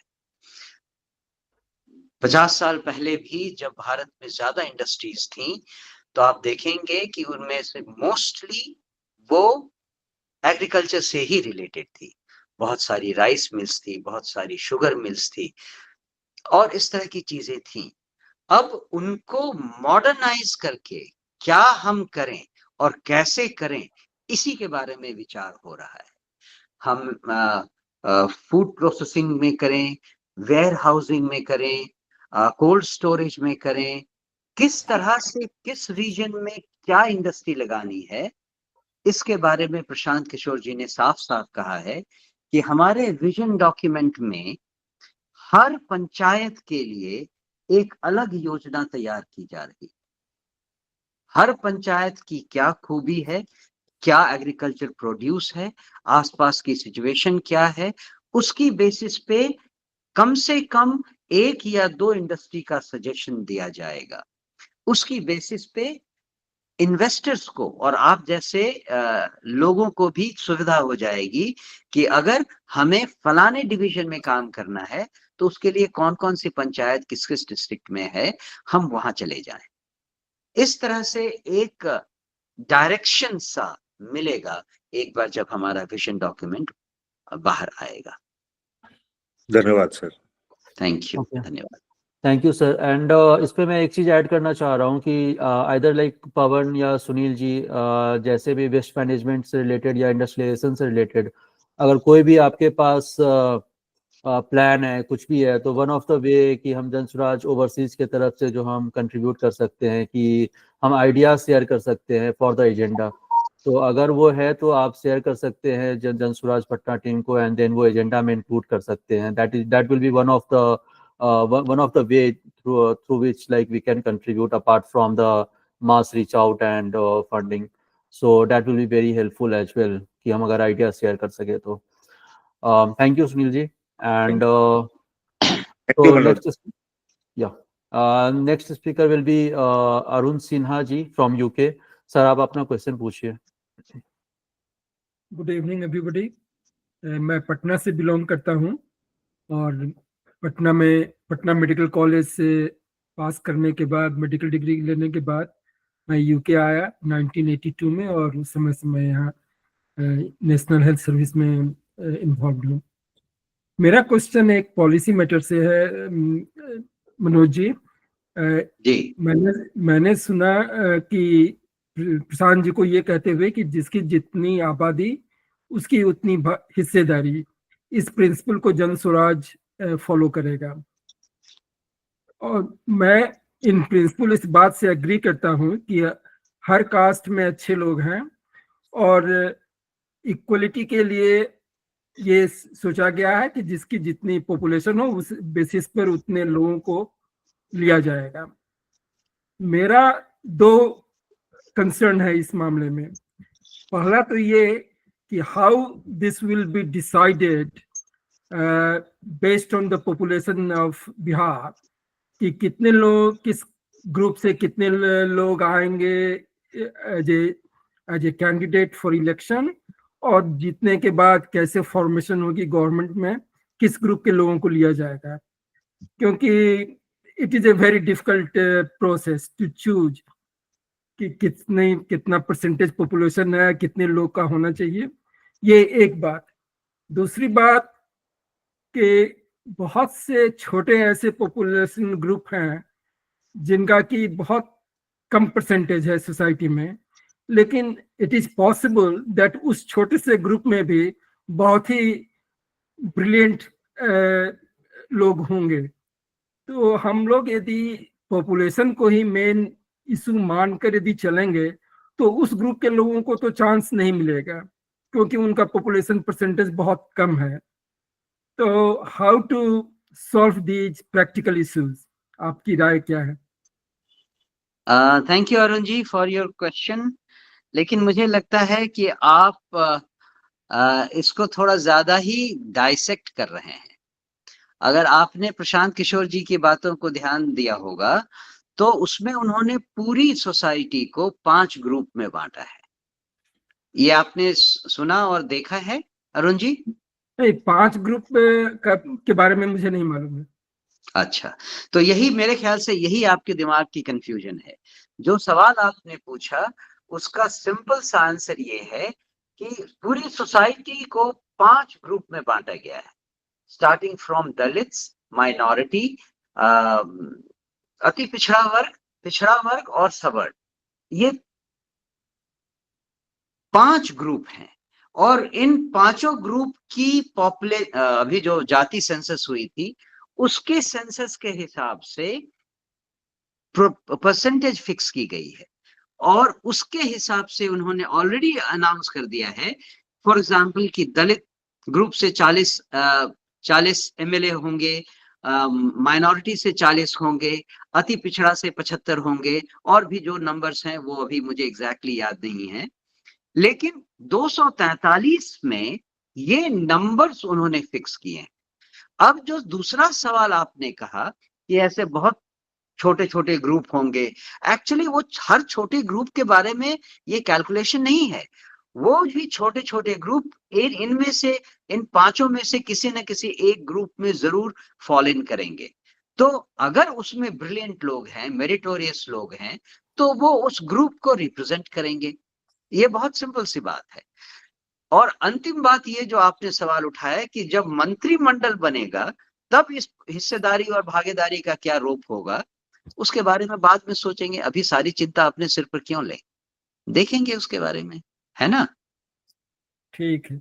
जस्ट फॉर एग्जांपल मान लीजिए कि कोई कैंडिडेट पारसी ग्रुप का है बिहार में, तो वो किस ग्रुप का है? पारसी समुदाय। माइनॉरिटीज हुआ ना, पारसी इज माइनॉरिटी। अच्छा, तो माइनॉरिटी ग्रुप में आ जाएगा। तो माइनॉरिटी में मुसलमान, पारसी, सिख सारे लोग आएंगे। सिख, क्रिश्चियन, आप जिसको भी इंक्लूड करना चाहें। तो those who are not Hindu will be in the minority. ठीक। Absolutely. Thank you. Okay. Thank you, Arun sir, and thank you, Manoj sir. So our next speaker will be Pawan from UK. So I think आप अपना question पूछिए, and I think आपका जो first question था कि Manoj sir why he was reluctant to join the politics, I think he has already answered. So आप अपना second question पूछ सकते हैं। Thanks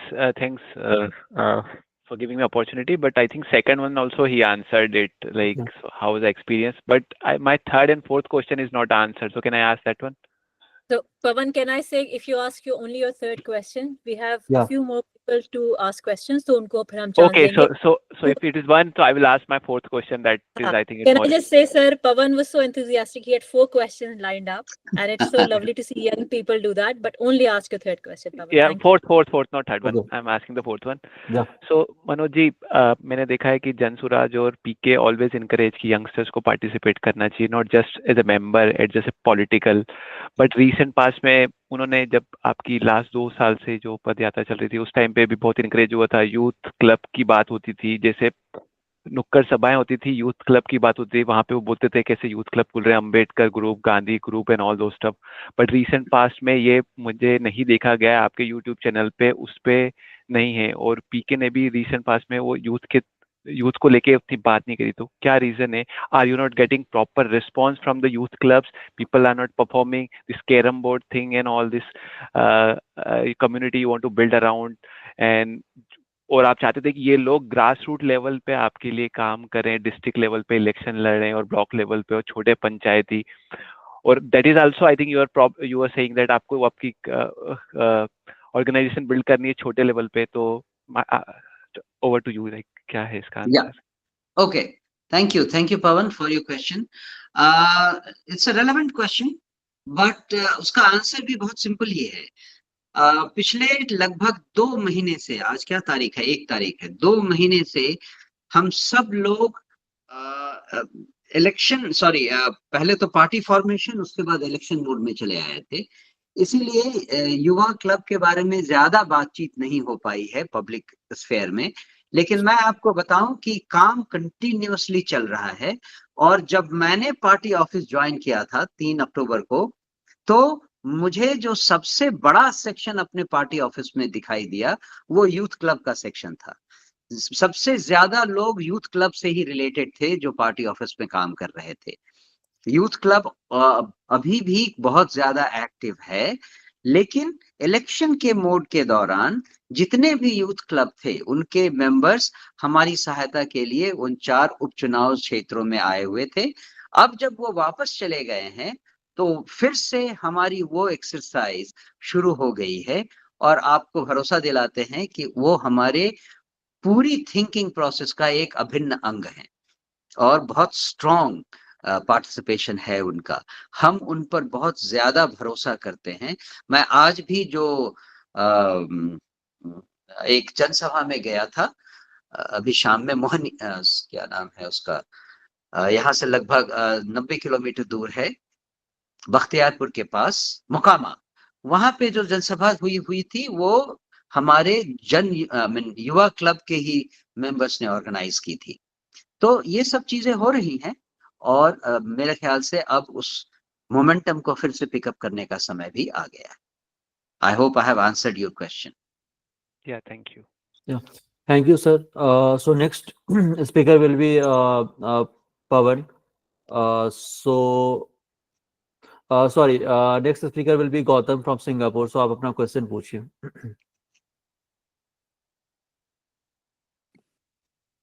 गौतम ने क्वेश्चन गौतम, पूछ लिया था। एक और क्वेश्चन था उनका, and I think that is very relevant. तो ठीक है, मैं जल्दी से क्वेश्चन चाहता हूँ। क्वेश्चन ये था कि वो जन स्वराज मेंबर्स जो अगले साल बिहार में 1, 2 या 3 महीना बिता सकते हैं, उनके लिए कुछ प्लान है या आपने कुछ सोचा है वो कैसे कंट्रीब्यूट कर सकते हैं? और अगर कुछ प्लान है तो दूसरा क्वेश्चन है टाइमिंग का, कौन सा टाइम बेस्ट होगा आने के लिए? Sorry, You sorry. mean Can I add members? to that? So JSO members, he means Jan Swaraj Overseas Yes. members, I was because about we to have ask. a plan. We have Yeah, a plan I was of about to quite ask a few that. people coming over, hopefully, you know, nearer to the election. So आप थोड़ा सा हमें उसके बारे में बताएं. Very good question, Gautam. Fantastic. अभी to tell you the truth, हमारे पास ये विचार पहली बार आया है और हमने इस पर अभी तक कोई चर्चा नहीं की है। वैसे भी अगर ये समय आना है तो मेरे ख्याल से इलेक्शन के 3 महीने पहले ये ज्यादा रेलेवेंट होगा। लेकिन अगर आप में से किसी के पास कोई आइडिया है कि आप किस तरह से स्ट्रक्चरल फॉर्मेशन में कुछ हेल्प करना चाहते हैं तो यू आर ऑलवेज वेलकम। लेकिन as far as electioneering is concern, जब चुनाव के डेट्स नजदीक आएंगे उस समय के लिए कुछ स्पेशल अगर सोचा जाएगा तो उसके बारे में अभी कोई चर्चा नहीं हुई। Sir, can I add? Go on, Gautam. Yeah, Gautam, you wanted to say something? No, please go ahead. I'll add after you. हाँ, so I was saying, sir, प्रशांत ने कुछ मीटिंग्स में ये कहा है कि people should, try and come near election to help out with, election के time canvassing करने के लिए या बात करने के लिए लोगों से। तो हमारे कई members का ये plan है कि हम आएंगे. It would be very helpful if you and Prashant in your conversations and planning keep that in mind, because there will be a number of people who would be willing to come over, and just some kind of organized plan for us to to know where we could be based, हमें क्या करना होगा, हम किस तरह help कर सकते हैं, and for us to know that in advance will help us book our tickets, take leave from work, because we are all volunteers and we are all professionals. तो हमें थोड़ा सा एडवांस में नोटिस चाहिए होगा तो हम छुट्टी ले सकते हैं. हम मोस्ट लाइकली 2 हफ्ते से ज्यादा के लिए आएंगे, 2 हफ्ते एटलीस्ट. तो थोड़ा सा कि कहाँ रहना होगा, किस तरह से काम करना होगा, हम किस टीम के साथ अटैच हो सकते हैं. That would be very helpful for us to give that in advance to people across the world, basically. Gautam, go on.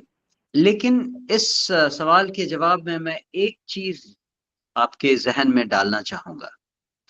इस उपचुनाव में भी हमने ये देखा कि गांवों के लेवल पे, स्पेशली रूरल एरियाज की बात जब हम करते हैं, तो वहां पे बाहरी लोगों का, बाहरी यहाँ मेरा मतलब है, मान लीजिए हम गया में चुनाव इलेक्शनिंग कर रहे थे बेलागंज या इमामगंज में, वहां पे अगर हमने छपरा या चंपारण से किसी लीडर को लाया और गांव-गांव में उनको घुमाया, तो किसी पर उसका कोई असर नहीं हुआ। गांव के लेवल पे उनके आसपास के जो लोग हैं, उस पर गांव वालों का ज्यादा भरोसा होता है। गांव वालों के इंटरेस्ट बहुत सिंपल होते हैं। अगर हमें कुछ प्रॉब्लम है तो हम किसके पास जाएं? अगर आपके ग्रुप में इलेक्शनिंग करते समय वैसा कोई चेहरा उनके आसपास के इलाके से है, तो वो ज्यादा खुश होते हैं। अगर हमको अपने बच्चे के एडमिशन के लिए कुछ करना है, हमको एम्स में किसी से कांटेक्ट करना है, हम किसको अप्रोच करें? ये उनकी ज्यादा हेल्प करती है बात। हमने देखा कि रूरल एरियाज में कैंपेनिंग करते समय जिन बाहरी लीडर्स को लेकर हम गए थे, उनसे हमें बहुत ज्यादा मदद नहीं मिली। लोग उनसे कनेक्ट नहीं कर पाए। I hope you understand my point. इसको पहचानने के लिए रूरल एरिया के डायनेमिक्स को समझना बहुत जरूरी है।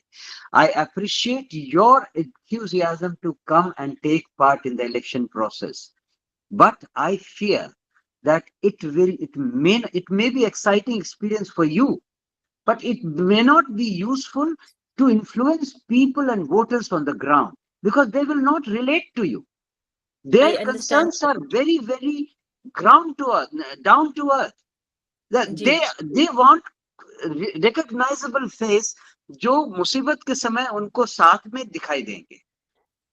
I think, sir, I understand completely your point, and I think it's a very fair point. But I think if we were able to plan it and strategize in a way where someone like me who's not even a Bihari, so gaon pe to they will not understand, basically me in a sense कि मैं उनको वहाँ belong नहीं करती. But for someone like me, I could be able to convince students. शहरों में, universities में जाके मैं बच्चों से बात कर सकती हूँ। मेरा एक प्रोफेशनल एक्सपीरियंस है, मेरी एक अंडरस्टैंडिंग है, बाहर 25 साल से मैं रह रही हूँ। So people like us, we could give a list of who wants to come and what their strengths are, and we could really harness those strengths, and we might have to just think about it a little bit more and utilize that. That could be an option. I'm not saying it has to be, but it could be. No. This is a fair option, and I would like to refine this thing a little bit. उपचुनाव की बात दूसरी थी। अभी हम 243 सीटों के चुनाव में जा रहे हैं।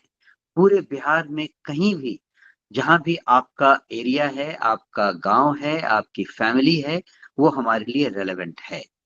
इसीलिए आप अपने एरिया में, आप किसी कस्बे में हैं तो वहां, आप किसी शहर में हैं तो वहां, अपने हिसाब से एक इन्फ्लुएंशियल ग्रुप को अगर आप इंटरैक्ट कर सकें, या आप हमसे कहें कि हमारा इंटरेस्ट इस एरिया में है जहां हमारे कुछ फैमिली के लोग भी रहते हैं, मुझे लगता है कि हम वहां पे इस ग्रुप को अच्छी तरह से समझा सकते हैं, उनसे बात कर सकते हैं।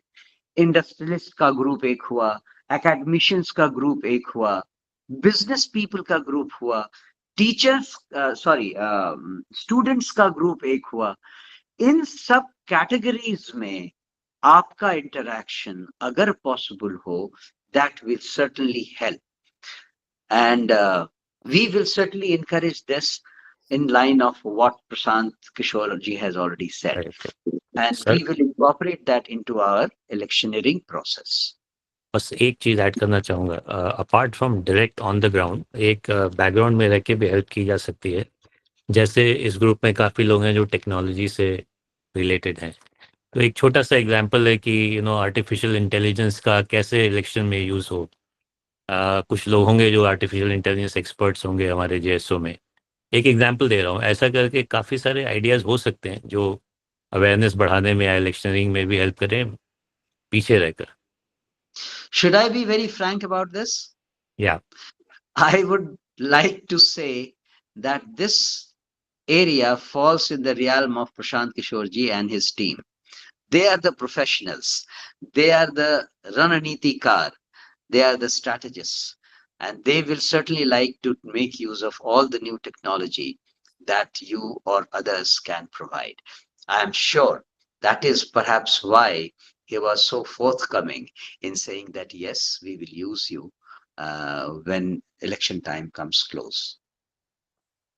Thank you, sir. And I agree कि messenger is very important. I also got a similar feedback जब मैं अभी बिहार में था, क्योंकि it's not about the overseas members, but जन स्वराज प्रोफेशनल टीम के मेंबर्स जो थे वो अभी बाई इलेक्शन में काफी एक्टिव थे. And I got a feedback कि लोकल लीडर्स फ्रंट फुट पे नहीं खेल रहे थे और प्रोफेशनल टीम के मेंबर्स ज्यादा फ्रंट फुट पे खेल रहे थे. And people they were able to say कि ठीक है जन स्वराज है and whatever the principles and all those things, but जो एक कनेक्शन बैठना चाहिए जो कि लोकल लीडर्स के साथ वो गांव रूरल एरियाज में बैठ सकता है, वो वहां पे नहीं बैठ रहा था. And that would B one of the important aspect जो 2025 के लिए जरूरी होगा. But at the same time I think हम लोग के बीच से काफी लोग अभी ऐसे भी हैं जो कि अभी भी गांव से अपने अपने टाउन से जुड़े हुए हैं. And that would B impactful कि अगर हम वहां पर जाके कैंपेनिंग करें या जो भी. और जो लोग नहीं हैं they can definitely look into the administration side, strategy, administration, a lot of aspects are there for the election. Okay, so I will invite now Sailesh. I think he has some question. And so Bharti sir, we are so satisfied with all your answer. It's really amazing to hear you today. One last thing that I'm coming back again. My name is Sailesh, to ask one more question. I know we waited for Jan Swaraj and we know the every mission and vision. One thing I want to clarify to my people in USA chapter that our vision is going to be 3 in the education side. First, basic education, then college education, and third will be the higher education, because without higher education, we will not excel in our mission, you know. So what is your thought? And I'm sure that you have thought on higher education too, after school, college, and then higher education is also in our agenda. Just we want your comment on this. Can I quickly add to that? Shailesh is a scientist, and Shailesh has added a whole plethora of scientists from USA to our USA chapter. But not just USA, all our chapters has a huge number of scientists who are associated. Europe में हमारे बहुत सारे scientists हैं और UK में हैं. And these are amazing people. उनके लिए बहुत important है ये इस चीज को थोड़ा समझना कि हमारी क्या पॉलिसी रहेगी और हम कैसे रिवाइव कर सकते हैं बिहार की educational history, specially with higher education. तो शैलेश का क्वेश्चन बहुत इंपॉर्टेंट है सर, और ये हमारे मेंबर्स के सुनने के लिए बहुत important. Thank you, Nilofar. Thank you for this explanation, because without this explanation, I was going to give a shorter answer. Now I'll have to say something more on this and elaborate it. See, my first, Sailesh, thank you. My short answer was very simple. It was that higher education is part of our elaborate education policy, but you can get the drift of our higher education policy by the statement of Prashant Kishore ji that we want the change that we want in Bihar. Bihar में जो हम बदलाव चाहते हैं वो उसका सही स्वरूप ये है कि 10 साल बाद बिहार के बाहर के स्टूडेंट जब हायर एजुकेशन चाहेंगे तो उनको बिहार आने को मजबूर होना पड़ेगा. That is the vision of higher education. It means Bihar में जो दर्जा 1940s 50s तक Patna Science College का था, for example, which we have lost in the last 60-70 years, will be restored, and not only restored, it will be re-strengthened to an extent where scientists from all over the world, particularly Bihari scientists, they will find it fruitful and encouraging to come back to Bihar and contribute in the rise of higher education, where students from other parts of India will be forced to come for higher studies in Bihar. Thank you so much, sir. I was aware that this is your vision, but I wanted to let more people to know this. Thank you. Thank you, Thank sir. you. And I completely believe कि we will definitely gain our glory. With this, I will go with our last question because हमारे पास अब time भी ज़्यादा नहीं है. So I will invite Satya from US. Satya, आप अपना question पूछिए.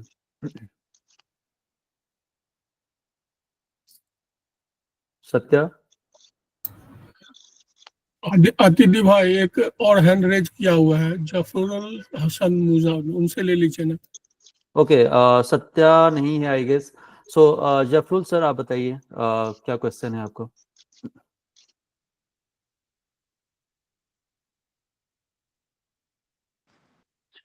Good evening everybody. मैं जफरुल हसन मुजीब, मेरा ताल्लुक दरभंगा से है और मैं सऊदी अरेबिया में कार्यरत हूँ. मेरा ये मानना है अपना निजी अनुभव के आधार पे कि किसी भी क्षेत्रीय पार्टी का जन्म आंदोलन से होता है. रिसेंटली अगर हम आपका एग्जाम्पल देखें तो वो एक आंदोलन से उत्पत्ति हुई. तो आप करप्शन के खिलाफ या बिहार की कुव्यवस्था के खिलाफ क्या आंदोलन का कोई स्वरूप तैयार कर रहे हैं? क्या उसके लिए आप सोशल मीडिया को इंगेज करने के लिए क्या स्वरूप तैयार कर रहे हैं या नहीं? Okay, thank you for your question. To some extent मैंने इस सवाल का भी जवाब दिया हुआ है, लेकिन मैं कुछ बातों को इसमें रिपीट करना चाहूंगा. सबसे पहली बात, हम अपने इस प्रोसेस को आंदोलन नहीं मानते हैं. प्रशांत किशोर जी ने बार बार कहा है कि except for the French revolution कोई भी रिवॉल्यूशन सक्सेसफुल नहीं हुई है. ये बात आप लोग अपने में डिबेट कर लें, लेकिन मैं इस बात को मानता हूं कि इसके जिस्ट को समझना, इसकी आत्मा को मानने में कोई हर्ज नहीं है. ये प्रोसेस जो शुरू हुआ 2 साल पहले, ये एक अभियान था.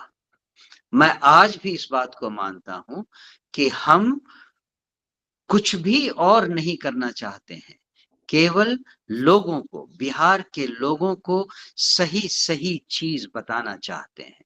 उनको ये बताना चाहते हैं कि कैसे उनके साथ 40 साल से धोखा हुआ है, कैसे उनके पास 40 साल तक कोई ऑल्टरनेटिव नहीं था, और कैसे जन सुराज उनके सामने एक ऑल्टरनेटिव बनकर आया है. किस तरह से जन सुराज की जो सरकार बनेगी वो जनता की सरकार बनेगी, उसमें वो खामियां नहीं होंगी जो अभी तक की सरकारों में दिखाई दी हैं. और क्यों वो खामियां नहीं होंगी, इसका भी कारण उन्होंने समझाया है, और हम जनता को चाहते हैं कि हम वो समझाएं. ये आप समझ सकते हैं कि इतना आसान काम नहीं है, क्योंकि जनता हमारे यहाँ बिहार में जो 70-75% जनता गांव में रहती है और उनमें से अधिकतर लोग पढ़े लिखे नहीं हैं, उनको किस तरह से ये बात समझाया जाए, ये एक अपने आप में एक प्रतिभा है, एक टैलेंट है जो कि प्रशांत किशोर जी ने पाया हुआ है, और उन्होंने बहुत सारे जैसे हम लोगों को समझाया है. तो हमारा काम कोई आंदोलन लाना नहीं है, जिसको आपने कहा, और मैं फिर से रिपीट कर रहा हूं. आंदोलन लाना किसी सत्ता को गिराने की बात होती है. हम किसी सत्ता को गिराने के लिए नहीं आए हैं, हम जनता को जगाने के लिए आए हैं. अंतर समझना जरूरी है. हम अगर जनता को समझा सके तो बाकी चीजें बाई प्रोडक्ट होंगी. कोई सत्ता गिरेगी, कोई पार्टी खत्म होगी, कहीं लोग घायल होंगे, वो सब बाई प्रोडक्ट होगा. हमारा काम जनता को समझाना है, हमारा काम जनता के बीच जन सुराज का संदेश ले जाना है. हम बस वही काम कर रहे हैं। आई होप मैं आपको अपनी बात समझा पाया हूं। Thank you, sir. Thank you. Aditya, I'm sorry. I'm just going to say, Yeah. sir, we are doing so well for time. We have taken over 24 questions. There's one gentleman here, Mrityunjay ji, who's been trying to ask you for a very long time. तो उनको हम allow कर देते हैं और हमारा जो young person था Satya, he had a lovely question from USA. If you don't mind, वो ये दो मैं उसका question बोल दूंगी अगर उसके बाद हम finish कर सकते हैं. Thank you so much for your time. That's fine. Mrityunjay ji No आप problem. जल्दी बहुत succinctly बहुत short पूछिए please. बहुत शॉर्ट ही रखूंगा। सबसे पहले सबको जय Bihar. Thank you so much for allowing me. मेरा एक क्वेश्चन मनोज जी आपसे है कि हम जितना भी जनता को समझाने की कोशिश करें सब कुछ सही है, बट जो इलेक्शन के प्रीवियस डे वो जो 500,000 रुपीज में जो निकल जाते हैं वोट दूसरे को देते हैं, उससे हम कैसे हैंडल करेंगे? क्योंकि मैसिव जो है चेंजेस उसी वक्त होता है और ये हमने काफी दिनों से बिहार में देखा है या किसी अलग स्टेट में देखा है। प्लीज। आप कहाँ से ज्वाइन कर रहे हैं मृत्युंजय जी? मैं कनाडा से हूँ और जमुई नाता है मेरा बिहार में जी। ऑल राइट मृत्युंजय, जो सवाल आपने पूछा है उसके उत्तर में मैं दो चीजें कहना चाहूंगा। सबसे पहली चीज तो ये कि बाई पोल में जो हमें एक्सपीरियंस हुआ है उसने हमें बहुत कुछ सिखाया है, और जो चीज आपने कही, जो मैंने भी कही पहले कि चुनाव मतलब इलेक्शनरिंग के बाद 2 दिनों के पीरियड में, 1.5 दिनों के पीरियड में जो कुछ मैल प्रैक्टिसेस सामने आई हैं वो हमने देखी हैं और उससे हमने सीखा भी है। लेकिन दूसरी बात जो है वो ये कि मैंने पहले कहा कि हम 40% वोट शेयर पे अपनी आंख गड़ाए हुए हैं। 40% vote share consists of 1.8 crore out of 4.58 crore people जो एक्चुअली वोट करेंगे ऑन एन एवरेज। हमें अपने आप पर ये भरोसा रखना होगा कि despite everything else we will be able to convince and convey our message to these 1.8 crore people. And the last point is हमने इस उपचुनाव में एक और भी चीज नोटिस की जो कि हमसे चूक हुई थी, और वो मैंने आपको पहले बताया बूथ कमिटीज के फॉर्मेशन के बारे में, और ग्राउंड लेवल पे इलेक्शन के दिन एंड काउंटिंग के दिन किस तरह के लोग किस स्ट्रेंथ में होने चाहिए हर बूथ पर, हर काउंटिंग स्टेशन पर। वो गलती हम नहीं दोहराने वाले। मुझे लगता है कि हमारी हार का और हमारे बैड परफॉर्मेंस का इन उपचुनाव में एक प्रोमिनेंट रीजन ये भी था जिसे इस बार हम नहीं होने देंगे। I hope we will be able to influence 1.8 crore people with our honesty and clarity. इंशाल्लाह हम कामयाब होंगे। Thank you sir. Thank you. बस लास्ट क्वेश्चन सर, क्योंकि वो सत्या का क्वेश्चन मैं ले लूं फिर हम क्लोज करेंगे। Aditya allow me that question and can close. Satya हमारा बहुत यंगेस्ट मेंबर है, आई थिंक यूएसए में पीएचडी कर रहा है केमिस्ट्री में, if I am not wrong. He studied in Eicher which is a science institute in Kerala, and he has been to Padyatra in August as well. 15 days he was there. I stayed in Kerala for 5 years for my studies, and I saw a very good government local bus system, a system which helps a lot of local Kerala people, its economy and education. And what would be Jan Suraj thoughts on public transport and improvement for normal people in Bihar? Satya, yeah, I hope you are listening. Otherwise, you can see the recording later. He sent there. उसका mic नहीं चल रहा, microphone नहीं चल रहा. Oh, okay. So, if you are listening, I think you have taken, what should I say, two opposite ends of the pendulum or spectrum. Because Kerala comes on completely the other side to Bihar in many ways. और सबसे important aspect है educated mass. वहां केरला में जो आप education का level देखते हैं उससे ठीक ऑपोजिट है public education level in Bihar. मैं आपके सवाल के उत्तर में केवल इतना ही कहूंगा कि जन स्वराज के शासन को आने दीजिए। हम आपसे प्रॉमिस करते हैं कि जो भी चीजें लॉजिकल होंगी, क्योंकि आपने जिस बस सर्विस के बारे में कहा, it has come out of sheer logic from educated people. Those people have seen a deficiency and they have decided to meet those requirements and the bus system has started. So I promise you that जब जन स्वराज का शासन आएगा आप सबकी मदद से, तो हम उन सारी सही लॉजिक्स को इस्तेमाल करेंगे और उन पर काम करेंगे, और जो प्रॉब्लम्स होंगी उनका लॉजिकल और सही आंसर आपके सामने लाएंगे। ये हमारा आपसे वादा है, चाहे वो बस सिस्टम हो चाहे कोई और सिस्टम हो। Okay, thank you, sir. I think Satya is there and he must have listened to you. And so I think we are already more than 2 hours. So we will try to close this meeting now, and we will keep other questions. I am really sorry about the questions and the people who to whom I am unable to invite for this meeting. Next time you can send your questions in advance, and we will try to take and prioritize those questions definitely. Personally, I have find this meeting very illuminating and very useful, and I hope we all have learned a lot from you. I am getting messages that you have very patiently answered all our questions, and I would say very diplomatically as well. Being a diplomat, we can understand you can be very well in that. So and no, I would like to just add a few lines here. Okay. That I have been as frank as I can be and as honest as I can be, and I also promise you that whenever in future you feel like talking to me in a group, I'm always available, and I wish all of you the very best.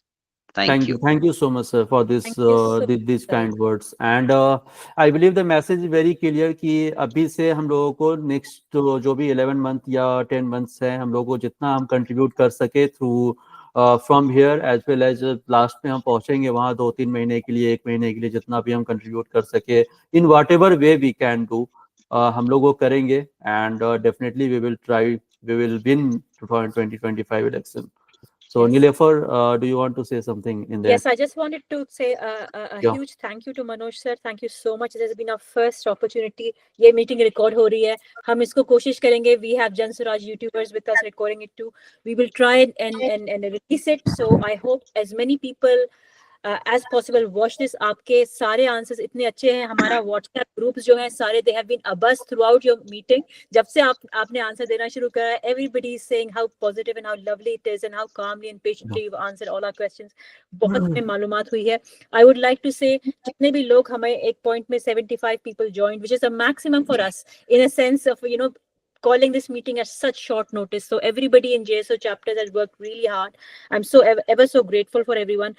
I'm so sorry for people who raised hands and we could not invite. Sir ने कहा है we'll try and do this in a few weeks or months time again. There's so much to learn from you. बस आप लोग सब ये message अब हम जितने भी लोगों ने ज्वाइन किया था, सर का मैसेज आपने सुना है. Take it to every person you can in Bihar but also overseas में आपके जितने भी जानने वाले हैं, आप उनको ये मैसेज दीजिए. हमें ज्यादा से ज्यादा लोगों को हमारे साथ जोड़िए, हमारा OJSO ग्रो करे और उसके साथ साथ हम सब ग्रो करें. And the email address that is there, just email us. And thank you so much for everything, sir. We are ever so grateful for you to join us. Thank you once again. All the best to everyone. Thank you. Take care. Bye-bye. Thank you. Bye. Bye. Bye everyone. Bye. Bye. Thank you. Bye. Bye. Very nice. Bye, sir. Bye. ये प्रशांत रुको. Thank you Aditya. Aditya well done. हम लोग रुक जाएगा अभी. जिनको रुकना है रुक जाएगा. हम प्रशांत रुकेगा. हम लोग को ज्यादा कुछ बात करना है अभी. सर मैं जाऊँ फिर. रंजीत भाई आज सब लोग रुक जाओ भाई. मेरे को नीलोफर जी आप जा सकती हैं. मुझे भगा रहे हो आप लोग.